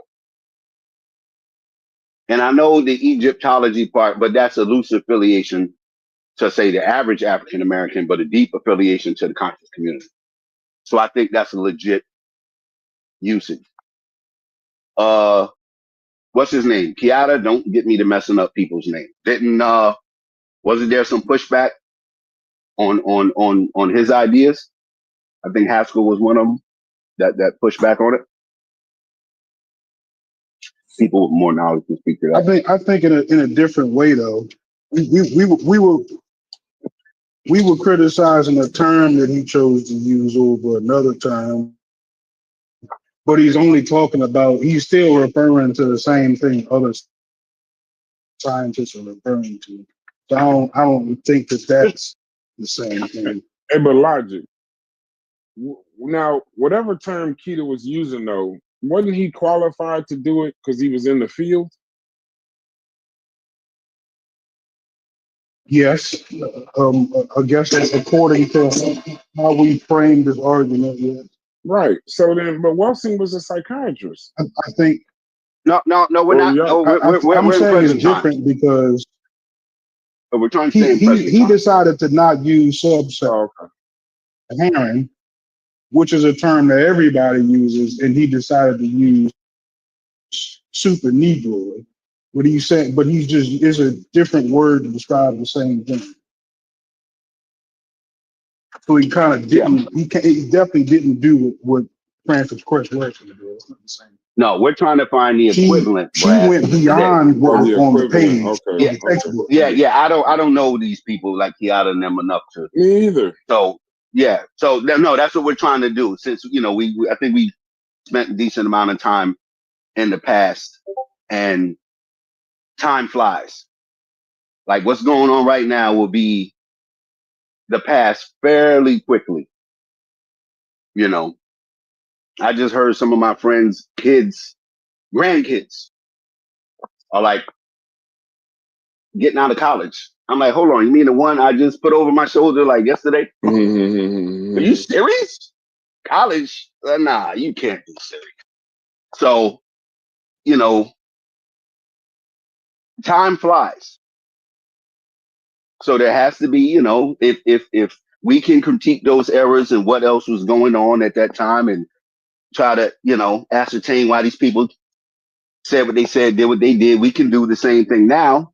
Obviously, we don't have the Monday morning quarterback option yet, but we will. So Umar Johnson falls under. It's funny when you look it up, the names that come up. Dr. Umar Johnson, school psychologist and Pan-Africanist, claims white supremacy is a global system of psychological warfare. Kaba Hiawatha Kameni, formerly Booker T. Coleman. He's an Afrocentric educator featured in Healing Colors. Talks extensively about melanin as a spiritual power, ancestral memory, and the legacy of ancient African knowledge. There we go. That's the type of people we need to talk about. Wait till you hear the next name. Brother Polite. Never mind, you gotta read it. This is ChatGPT. We ain't gotta read that one. Once associated with Nuwapianism and Dr. Malachi York, promoted Black economic empowerment, metaphysics, and race-based conspiracy theories. Not a scholar in the academic sense, but he uses a Welsing-style confrontation of white supremacy through spiritual or biological claims. Tariq Nasheed, film producer, media personality, not a scholar, but highly influential.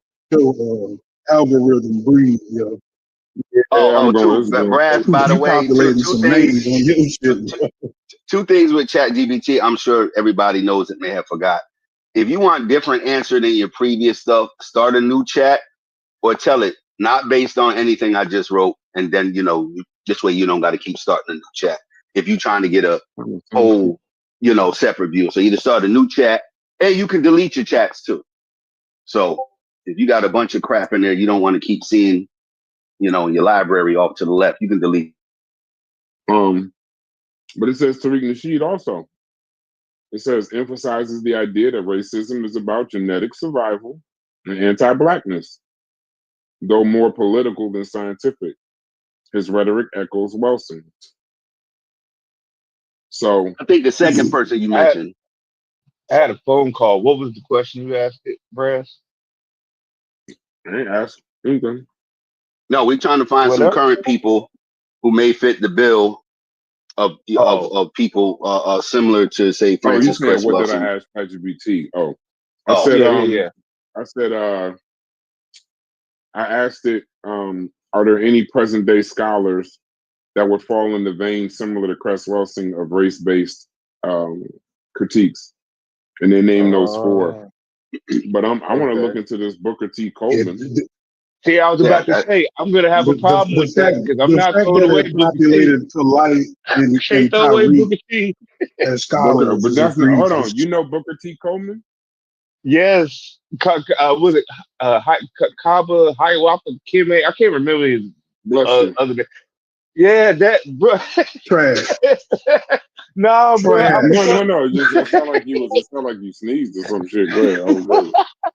Nah, but I fuck with him though. I know he's pseudo. I know he's pseudo as shit, but I don't like. But you fuck with him, bro. With Jossie got me. With Jossie got me because like, yeah, bro. No, I'm just saying. No. I didn't say that. I'm just talking about it as an example of people that I'm not showing like.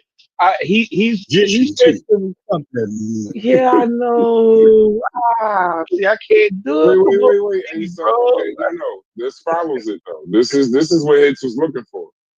He is a former public school teacher, an Afrocentric historian. I'm so tired of hearing that term. You either a historian or you ain't. A frequent speaker in the conscious community circuit. Hidden Colors and Side Netter TV. Classic. Oh, goddamn. Look, he says melanin is a power. The fact that it even populated him as a scholar is egregious. That's egregious. It says he doesn't claim to be a scientist, but he was a licensed public school teacher. So he taught kids. And now when we start talking about damage and harm, Kameni, this is a school teacher now. Kameni often speaks of melanin as more than pigment. He describes it as a spiritual cosmic and intellectual substance. Yeah, he Let's does. go. The more Hey, we might have to melanin watch you some of his have, videos. yeah, If gotta he has watch some these, videos, we bro. might have to. Yeah, we It might says have the to. more melanin you you know what's have, even the funny? greater. Hold on. The more melanin you have, the greater your connection to the universe. He believes Black people are the original humans and carry divine memory and ancestral intelligence. You are not a human having a spiritual experience. You're a spiritual being having a human experience, and your melanin is recording it. White supremacy is a global fear response. Racism as a defense mechanism from whites who fear Black genetic dominance. In hidden colors, it says they know So their what you like time is about him short. again, Smalls? What you like about this? I was Yeah, about so to say, tell me how you the like more him again. Hold on, let Brad read, finish. I can't remember Hold on. why I even No. liked the Let's stay nigga. right here. Hold on. Let's get all the Hold on, let him information. finish. Yeah. He has, it says, he directly echoes Wilson's theory and is a supporter that white supremacy is driven by a fear of genetic annihilation. He often connects ancient symbols like the Ankh, pyramid, and serpent to DNA, consciousness, and melanin in metaphorical ways, not scientific. This reflects Welsing's habit of blending symbolism, psychology, and biology, even though unqualified to do any of the three. She does it in unproven ways. Kamini is less confrontational. This is where he diverges from her. He's less confrontational. He doesn't cite data or publish academic research. He teaches through lectures, YouTube, and cultural symbolism. And he uses African spirituality and cosmology way heavier than she did. He says how you would describe him. He's the spiritual cousin of Francis Cress Welsing. He teaches that melanin gives Black people cosmic power and that racism is fear of our divine essence and that white people hate us because they are afraid of genetic annihilation. The only difference is that he does it not through science, but through African symbolism and cultural memory. Kill that nigga. Listen, I have a very dark-skinned friend. His name is Travis. I need to get off here and call him right now. Let him know we've been bullshitting. I'm light-skinned, so I ain't got it. I need to call him up. I got to go. Y'all playing games, man. I'm cosmic. But now I want to apologize. This is an educator in 2025. When we were saying, hey, no, hold on, Smalls. I distinctly remember people saying, man, don't nobody believe in that got any sense. Man, we ain't got to worry about that in 2025. Who said that? But this public school teacher that's teaching kids and on hidden colors. I think a good term in there that maybe we could blanket. Also, another one, maybe not Afrocentricity. Like I think that, like Brad said, I'm tired of hearing it too. African spirituality. Like to me, that's another one that's I'm sure under that umbrella, it's a lot going on. African spirituality. Anybody disagree with? Agree with? No, I don't. Didn't Unc debate somebody on African spirituality that it wasn't like a thing or something? What was that guy's name? Matter of fact, he did. What was the dude's name in Canada? What do he look like? The African dude. What's the African guy that was working? Yeah, found out he was working for like a warlord or a dictator or something. And what was that nigga's name? But he lived in Canada. I think you're thinking about. the bald head dark skin dude. The bald head dark skin dude. Yeah. What you say? Hold on. Sekou. Unc debated him on whether we should still use it, right? Whether we should still use African spirituality or something like that. I thought they hated each other. I didn't know they had a debate. I thought they couldn't get past 10 minutes talking to each other. They had a debate. Okay. All right. Yeah. African spirituality.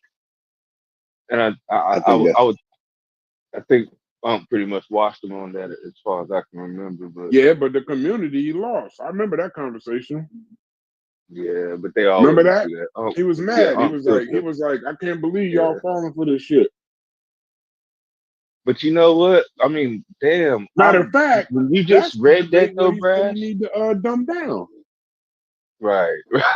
Yeah, I remember now. You know what though? But you follow him, Small. No, wait. After you read that though, I swear, bro, I can't. It wasn't even on no conscious community shit. It was and it damn sure wasn't Hidden Colors. It was some documentary that I just liked how we talked on. It was more about politics. Yeah, no, fuck that. Throw that nigga away too. Like, I mean, like, you see how when a nigga catch me, like, I just be like I'm wrong. Like, no, but you see how the umbrella. See, like, that's why I don't accept when people just go the times. At least when Hits do it, he do it with narrative, some kind of balance. But when you just blanket always say, well, it was the times, and that was then, this is now. Okay, well, now we got Dr. Umar Johnson. How much money is he stolen out of the black community? Who we throwing away now? Not enough. He said he broke. Obviously, he ain't taking enough money. We throwing away Booker T. We throwing away. Now there's this guy named what's his name? Booker T. Coleman. Hiawatha Kime. Yeah, but his name Booker T. Coleman. Booker T. Coleman. So we finding out that he's a direct. Because remember they kept telling us, Chef, that that was then. Ain't nobody ever say nobody with any sense says she got credited work. Well, this is a public school teacher that taught kids. ChatGPT called him Frances Cress Welson's cousin. He mirrors her spiritual cousin. And Chef, while you were out, and this is a guy that's teaching our children. And I was standing up for that nigga while you were out, Chef. Yeah, because not say nothing about you doing it again. Always capping for the wrong people. You not say nothing about Booker T. Coleman. What's wrong? I didn't say that. Don't put the sauce on it, bro. I didn't say all of that. I just said I wasn't throwing the. I just said I wasn't gonna throw the nigga away. It was something I liked about him, but after you read that, no. At some point, Mujahid gonna be like, "Y'all gotta stop."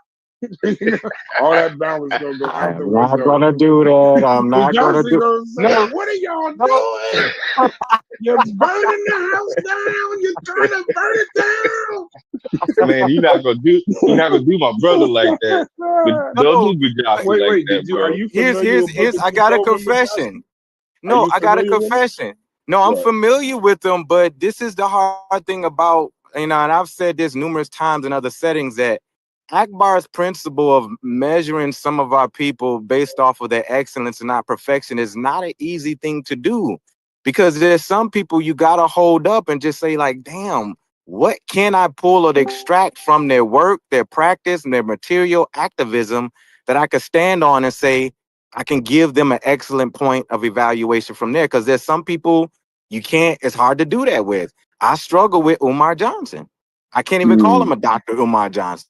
I struggle with them. Baba, what's his name? Baba McKean. I struggle with him. Booker T. I struggle with Booker T.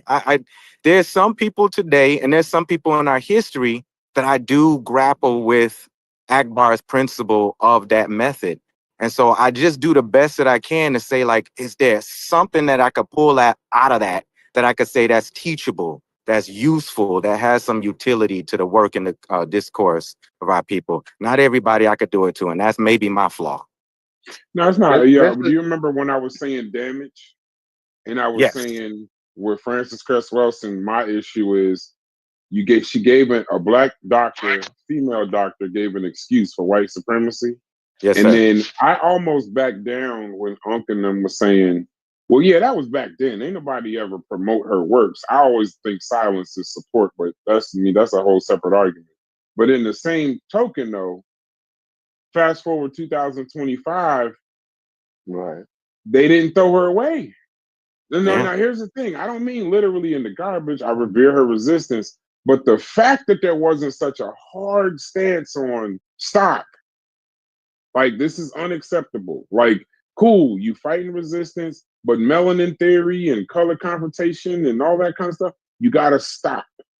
And then because that wasn't stopped, you get Booker T, Umar Johnson. And now, if we want to talk about what Cress Welsson did in the 70s and writing ICE papers in 91, I know we can all agree that Dr. Umar Johnson's grift has been damaging to the Black community. No question at all. Absolutely. Okay, hold on though, Brass. The only way we can find out where was the pushback, if there was pushback, where was it, who was it and how much it was, is we have to look at the relative time period.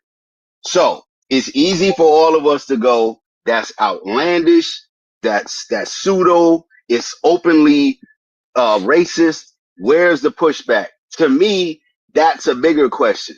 And if Corey and Chef and me, we all agree there were people who were obviously less than now, college educated,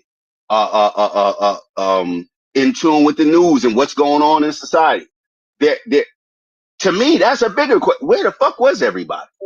Oh, that's a good question. We done beat her up. So if everybody's so fucking awesome, where the hell was they? Was they scared? And now I'm assuming they was working. At work. So let me address that. Go ahead, Chef. So check it out.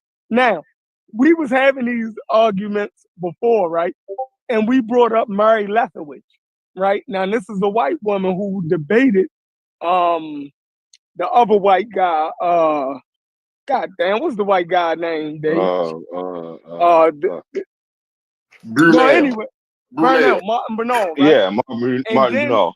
Right, but she in her book, now we can read the opening of her book, and the reason why she said the critiques didn't go towards Afrocentrists is she was saying because white people was scared to be called racist. That if they motherfucking, challenged these Afrocentrists, that they would have been called racist. She said she had meetings with the staff at universities, and they were scared to say something because they felt as though black people in their space should be allowed to get that shit off.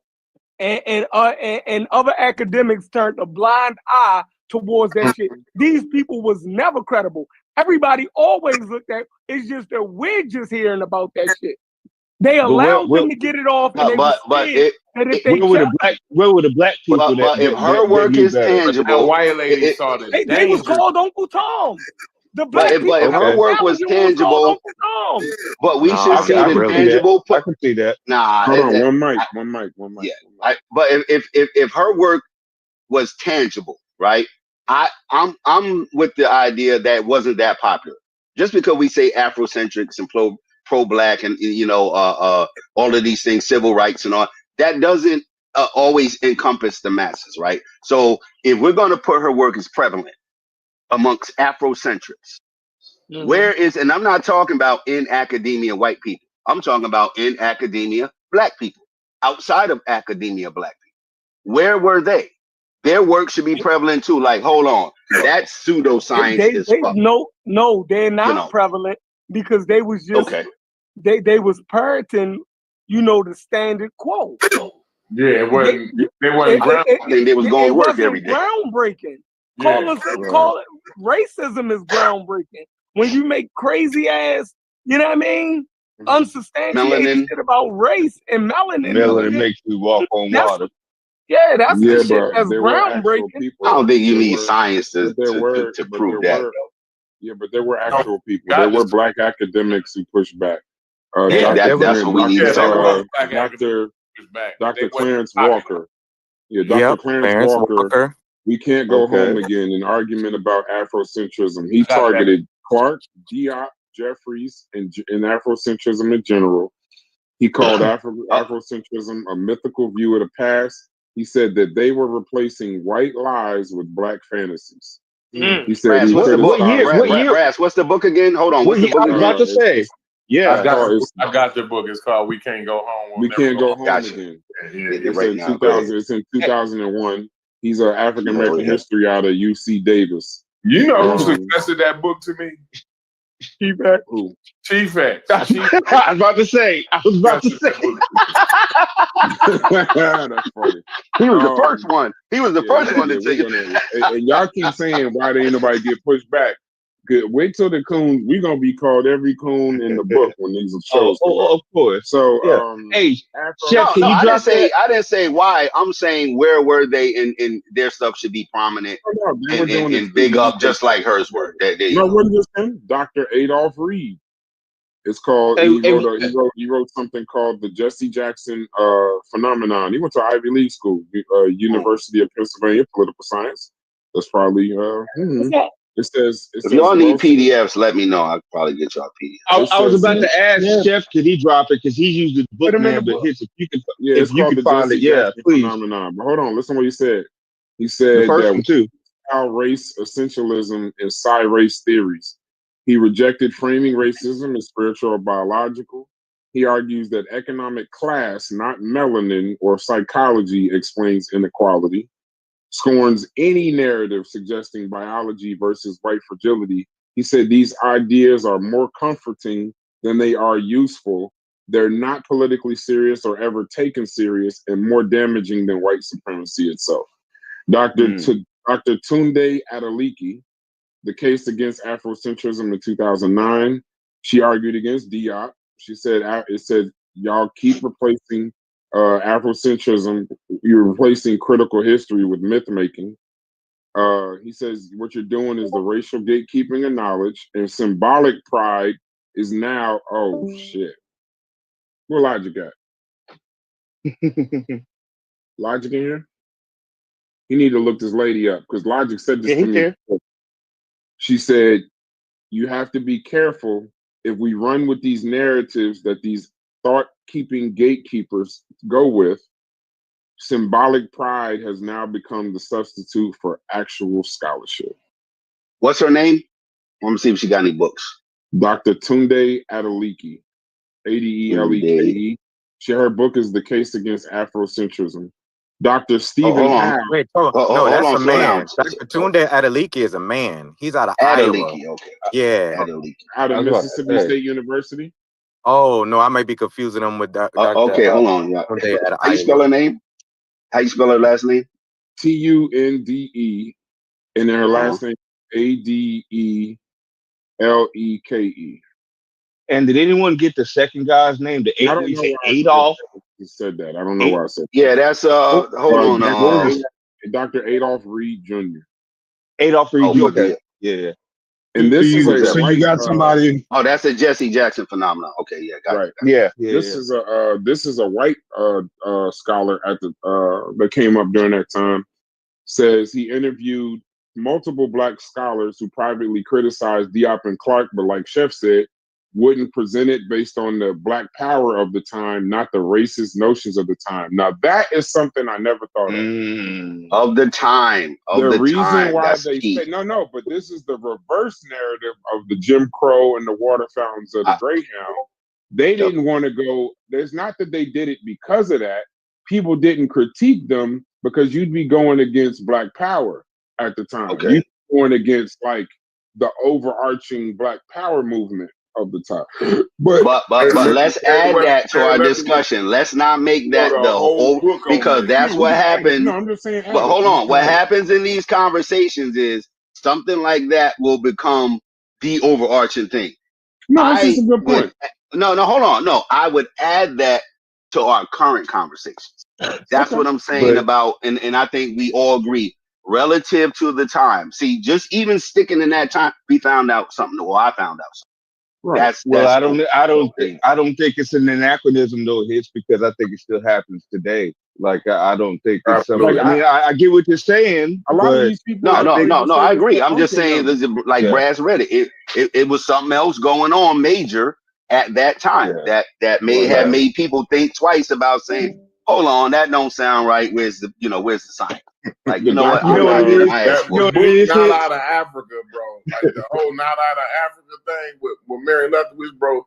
She breaks this shit down so good, so well, bro. Like everything y'all saying, everything these newer scholars that y'all mentioning saying, like she broke all that shit down, like the harms and all that. She talked about how the students' parents, they paid for a good education. They paid top dollar for a top-notch education, and you in here teaching these kids wild shit. That's another grift. It's another scam. That's how we get scammed, and we sit up and make excuses for scam artists, grifters, and 3-card money dealers, bro. That's all I'm saying. But go ahead, y'all. Y'all keep going. So that's Stephen I just want to real quick. I did hear what you said there, Brass, and I'm just taking my second to kind of basking. They had experts telling them back then that y'all ain't worrying about accuracy at all, and then they would go on to write shit like the Iceman did. No, but they also were hiding out. Mm-mm. He said too, though they were also on the low because of backlash. Yes, yeah, but the words that else she going used, on. Logic, that I like is that I've heard you say this to me, is that they're using myth making and calling it scholarship, and that's something. It says you got to be careful that the symbolic pride you get from these lies will become a substitute for actual scholarship and what actually is going on. You've said that to me at least 1,000,000 times, bro. At least 1,000,000 times. We need some black spirituality people in here, like people who know about that. Like guess what the next name is, though? Malefi, Dr. Malefi Asante. Hey, the real line was they making white lies into black fantasies. That was Yeah. Look what Malefi Asante then you combine that with you look up and you say, why there's so many goddamn psychiatrists around here? Yo, you stuck on that psychiatrist. You need to do a show on that. It says Asante pushed back against racial essentialism even while defending Afrocentrism. He criticized black supremacist readings of history and warned against melanin mysticism, critiquing Dr. Leonard Jeffries, Neely Fuller, and Francis Cress Wilson. He was just trying to clean up Afrocentrism, not burn it down. And then the last one they got is Dr. William Jelani Cobb from Columbia University. He says the conspiracy, race-based thinking in the black community never would pass a factual test, and he abhors it when people bring it up to him as actual scholarship. It says black scholars did push back on Wilson, Clarke, and Diop, but they did it in coded language or academic books, not on TV. Most were not trying to embarrass the community at the time, but they also knew that this stuff would not hold up under scrutiny and would be problematic for future generations. That would be us. My points exactly. That last sentence. That was great. That was great. But there was also a lot of argument about who let these people had all of this impact and they were running amok and they fucked up a lot of shit. And I'm just talking in plain English, obviously. But now we're finding, that wasn't the case. It wasn't. It was finding that back then. No.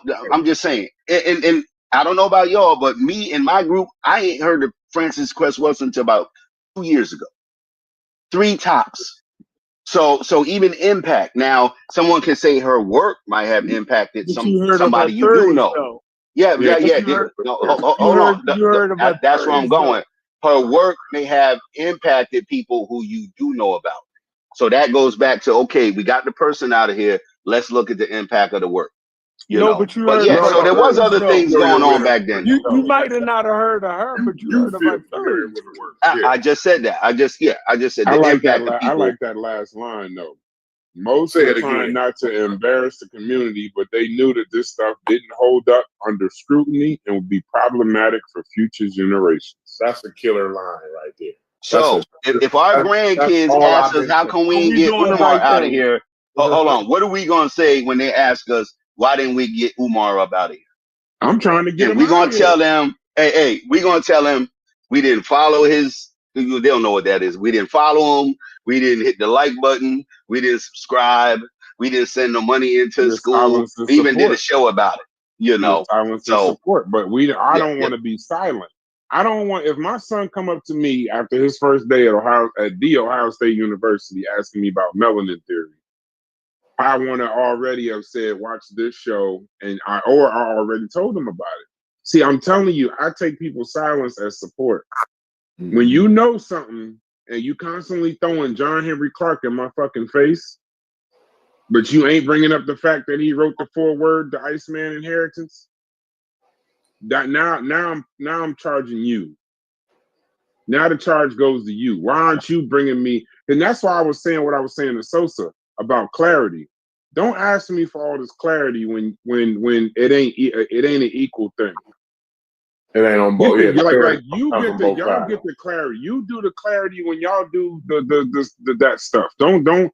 I'm not claiming to be overly scientifically literate. I do my research and this and the other in the way I do it, how I was taught.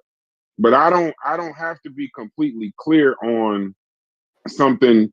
If a person's saying John Henry Clarke, Diop, you saying all these names, Leonard Jeffries I hear Leonard Jeffries mainly on Sonetta. If I ever watch, this is one of the names, Jabari, Dr. Leonard Jeffries, Diop, John Henry Clarke. I ain't never once heard any of them say that he wrote the foreword on the Iceman Inheritance, of overtly racist book. I never heard nobody. They wouldn't even think nothing of it, though. I never heard that they were supporting the melanin theory, all of that stuff. I never heard that stuff. Yeah, they actually support that. You know what I'm saying? Most of them people that you name like actually support that kind of shit. So they wouldn't think to like qualify it with Dr. Henry Clarke wrote the foreword to the Iceman. They wouldn't think of it in that way. You know what I mean? That's terrible. I appreciate y'all putting books in the book section. I gotta start, remembering to do that. So thank y'all for putting books in there. I just put 2 in there. I think that we were kind of talking about, and whoever's on these chats, remind, if we're in front of our computer, especially me, and we're talking about a person, and you got a book, let me know. I can try to get the PDF and put it in there. I ain't gonna remember every time, but just then in the court of law, right, withholding information can get you locked up. Silence is support. Yeah, your argument can't be, "Oh, I just didn't tell you." Yeah, that's withholding information. Yeah, and that's why when we was talking earlier about, I didn't want to make the same mistake of touting. I didn't want to. Yes, it's a harsh stance on her, but I didn't want to overly be like, "Well, she did this and she did that, she did this." But a black doctor, even if she didn't know she was doing it. And the thing is she intelligent or isn't she? Like, it's like these guys that are doing these shows on these conscious community channels, I could be like, I don't know, I don't even think they that intelligent. So when they say stupid shit, it's like, but this is a doctor from Howard, specifically in psychiatry. This is the brain. She knows how to decipher somebody's dream. She don't know. She would absolutely know what words to use to grab your attention too, right? She would know all kind of ways to talk to you. She knows what her words are doing to you psychologically. You see what I'm saying? Yeah, she would have all type of ways to subliminally tell you what she's trying to tell you, right? She's over equipped to communicate. You know what I'm saying? Yeah, she's a devil. But even if how many books does she have? How many books does she have? I know the ISIS paper. Somebody said Osiris something. Is that her too? Because I would want to hear what she says. Like, we don't gotta ponder. No, I'm saying we can read the quotes. That's what I'm talking about. We can read the quotes. You don't have to read her though. That's the thing. Like, I want to read the quotes though. No, you may not. Go read it. You can listen to it. But I need her books though. No, he want to read it. He likes to do that stuff from the source. I'm not. I'm just. We're different in that way. But I know he likes to read it, so there's no confusion. Mm-hmm. It's gonna be confusion. Brad, we found that out. Hey, everybody can read the same word. It's gonna be. Yeah, we done that live, but sometimes people can't read and shit. I know what you mean. Read them shit. Right? Yeah. With a SAR Imhotep, he always tell you to go buy Aluja Volume 10 and Aluja Volume 12, right? You know what I mean? But the thing is, I don't have to buy Aluja Volume shit. I can just listen to the shit you saying. That's it. Like that, and I can judge. Like, you stand up in front of an audience enough times, everything you done wrote in the book, you'd be done said it. And you understand what I'm saying? Like, if you stand in front of an audience enough times, that audience don't have to go buy your book to hear what you're saying. That's what I disagree. I think both can be true. I think both can be true. Hey, Corey, but in the a slight pushback on that would be when you get a next level pseudo from an OG pseudo, that next level pseudo might put extra sauce and ingredients in the recipe that even the original pseudo ain't say. So I still would like to hear what this person's saying. Like, that's why I think they say that these people aren't direct reflections of Francis Cress Welsing versus spiritual cousins. You know what I mean? Maybe connections to it or whatever. So let me ask specifically hits, right? Because I know that you were talking about damages and stuff like that earlier, and I tried to stay away from it because I feel like I'm almost claiming that I can quantify it, and I know I can't, right? So that's why I'm staying away from that. But when you look at the Sonetta situation, where you have an environment where people are trying to like develop this worldview and this political ideology, and they're trying to find some way where Francis Cress Welsing fit into that, right? So now you got a group of people who are almost trying to find a way to use what she's saying politically or even socially, however you'd want to look at it. And I like that's where like, but that's what she was kind of advocating for people to do then. And then so you can't really, you know what I'm saying? Like the whole thing is all the way around the board. Like it's just you gotta, like for me, that's unfortunate that somebody has to, you know, I guess get shot over this, but like I feel crazy allowing her to be the one with the gun. You get what I'm saying? She don't seem I don't think I could trust her. You get what I'm saying? I think that's just all I'm really trying to say. Like you like the few people who do get a hold of it, they don't seem to do. No, I'm glad you said that part because I keep not looking at it from the conscious community standpoint, and that's probably wrong. So in the conscious community, which is a small part of just say the African American community, right? That may be major. So I'm not going to use the word damage. I'm going forward. I'm going to try to use the word impact. The impact would be on a small group. No, in a small. How can I say it? On a small group and in that small group, right? No, on a small group in a small group. Conscious community would be the small group, and her impact even inside of there. I don't think everybody in the conscious community espouses what she says, right? So she would have some impact there, larger in there, you know, in that community than she would across the board. So if I don't want to say hyper focus, but if we focus on the conscious community, her impact in that community would be heavier, and in the Afrocentric community. So how do we know outside of that in our community across the gamut? Not that we have to make room for that. That's built into a community. You're going to have people who are just 9-to-5ers. You're going to have scholars. You're going to have nuts. You're going to have all kind of people. There's room for that. Whether we want that room or not is built into the community. I just think it gets overblown that it has a larger impact than it does. Now, should it have any impact? No. But that's not realistic. I don't think our community, again, is too much different than any other group. You're going to have different segments, and there's room in there for that. There is. You know, unless, again, you in a cult where they can say there's no room in here for this. What's that? Women wearing pants, men wearing, you know, whatever. Or people wearing anything other than white. You can get real strict. But across our board is African Americans, that small community, conscious community, it has some impact over there. Are we gonna find people that still fight? Yeah. But I don't think the impact is as great. So I'm gonna stay away from damage. But I don't think the impact is as great. And it shouldn't be any. I definitely agree. Especially from someone of her stature. I agree with that. But unfortunately, communities, ethnic groups, that shit is built in. That it's just, and other groups can come in and they exploit that, right? That's how conquering takes over. You come into a new group and you go, wow, they believe some shit that ain't true. That if they dance on the ground, it's gonna rain. You know, or they don't know what gunpowder is, or you know, they think a loud noise is God being mad. Like it can be exploited, but within the group, you know, there's room for that. That's all I'm saying. There's room for it, and whether it should or shouldn't be,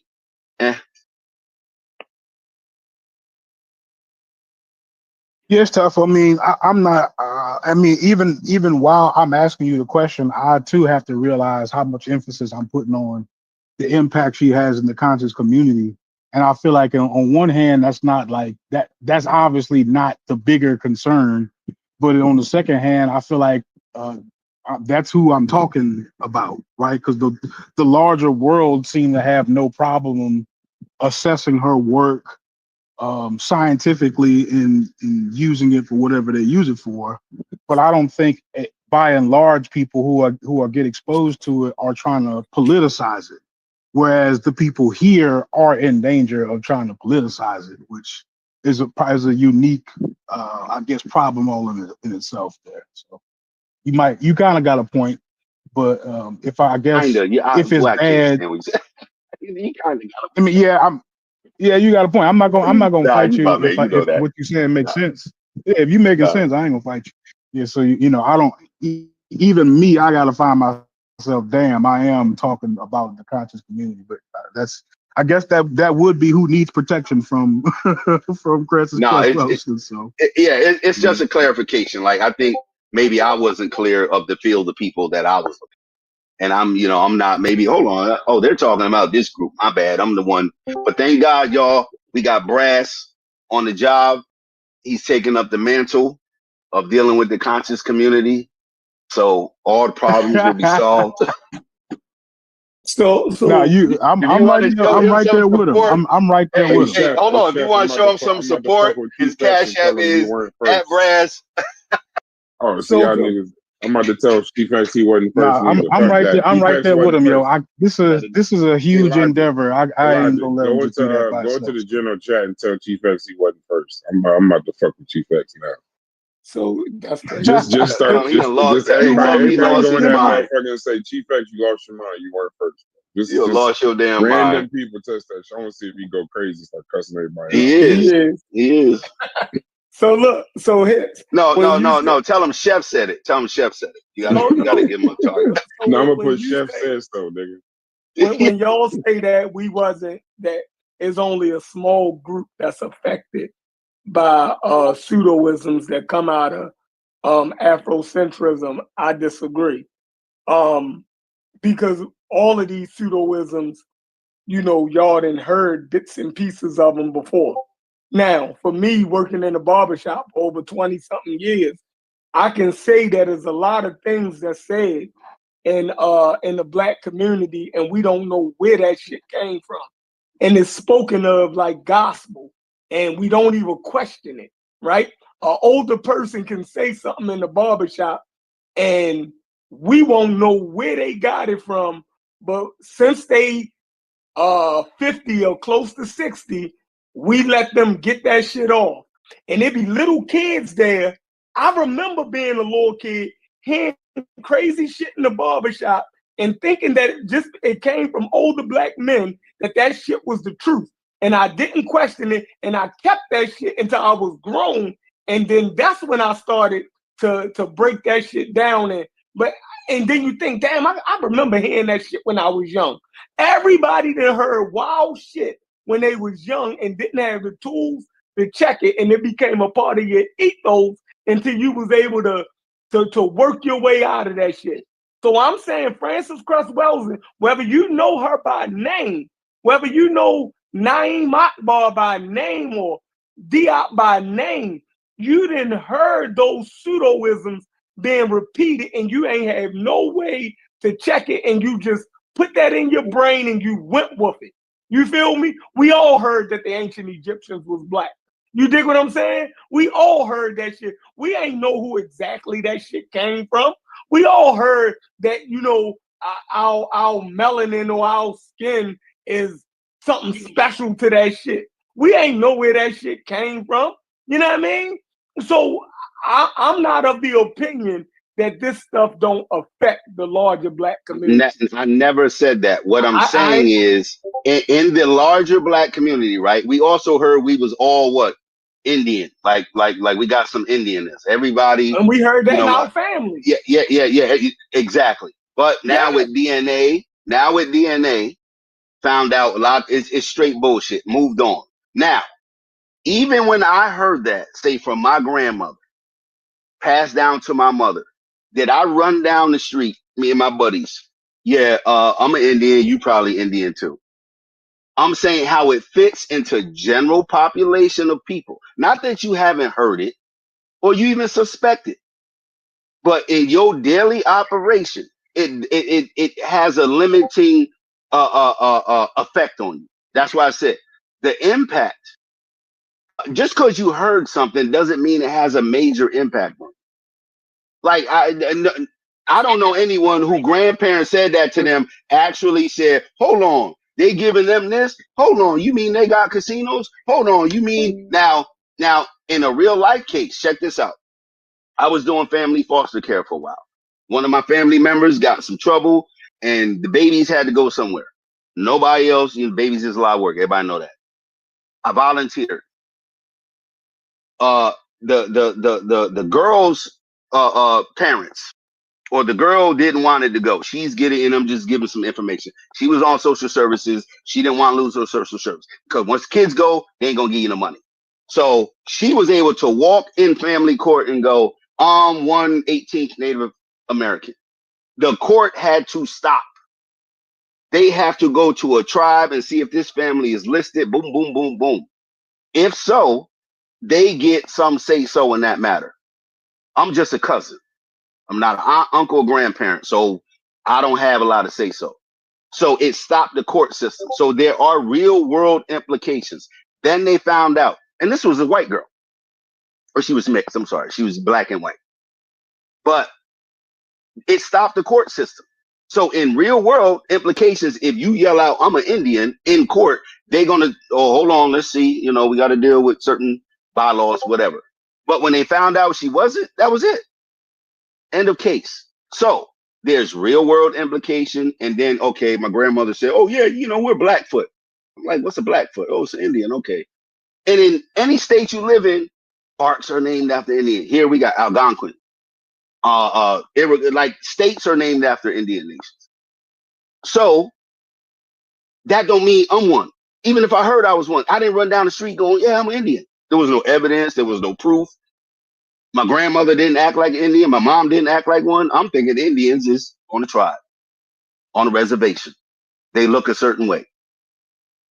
So yeah, again, the impact.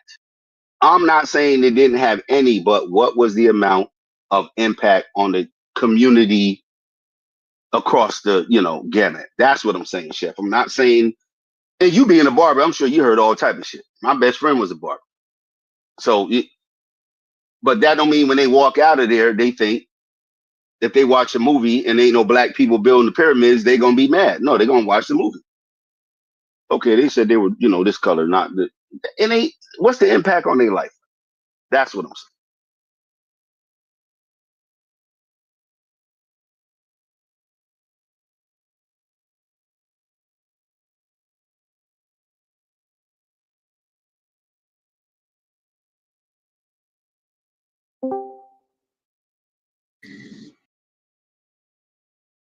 All right, everybody done? I think the irony in what you were saying is like they were swearing up and down that the impact of knowing that black people built the pyramids would have done some serious work in the black community. That's what they were saying. But that might be a side door. Go ahead. No, that the impact, like you've been saying, if black people knew all of this, that the Egyptians were black and everything white people said was false, what would that have changed? And let's just say in the United States for black people. That's what I think, or how does that help us now? I think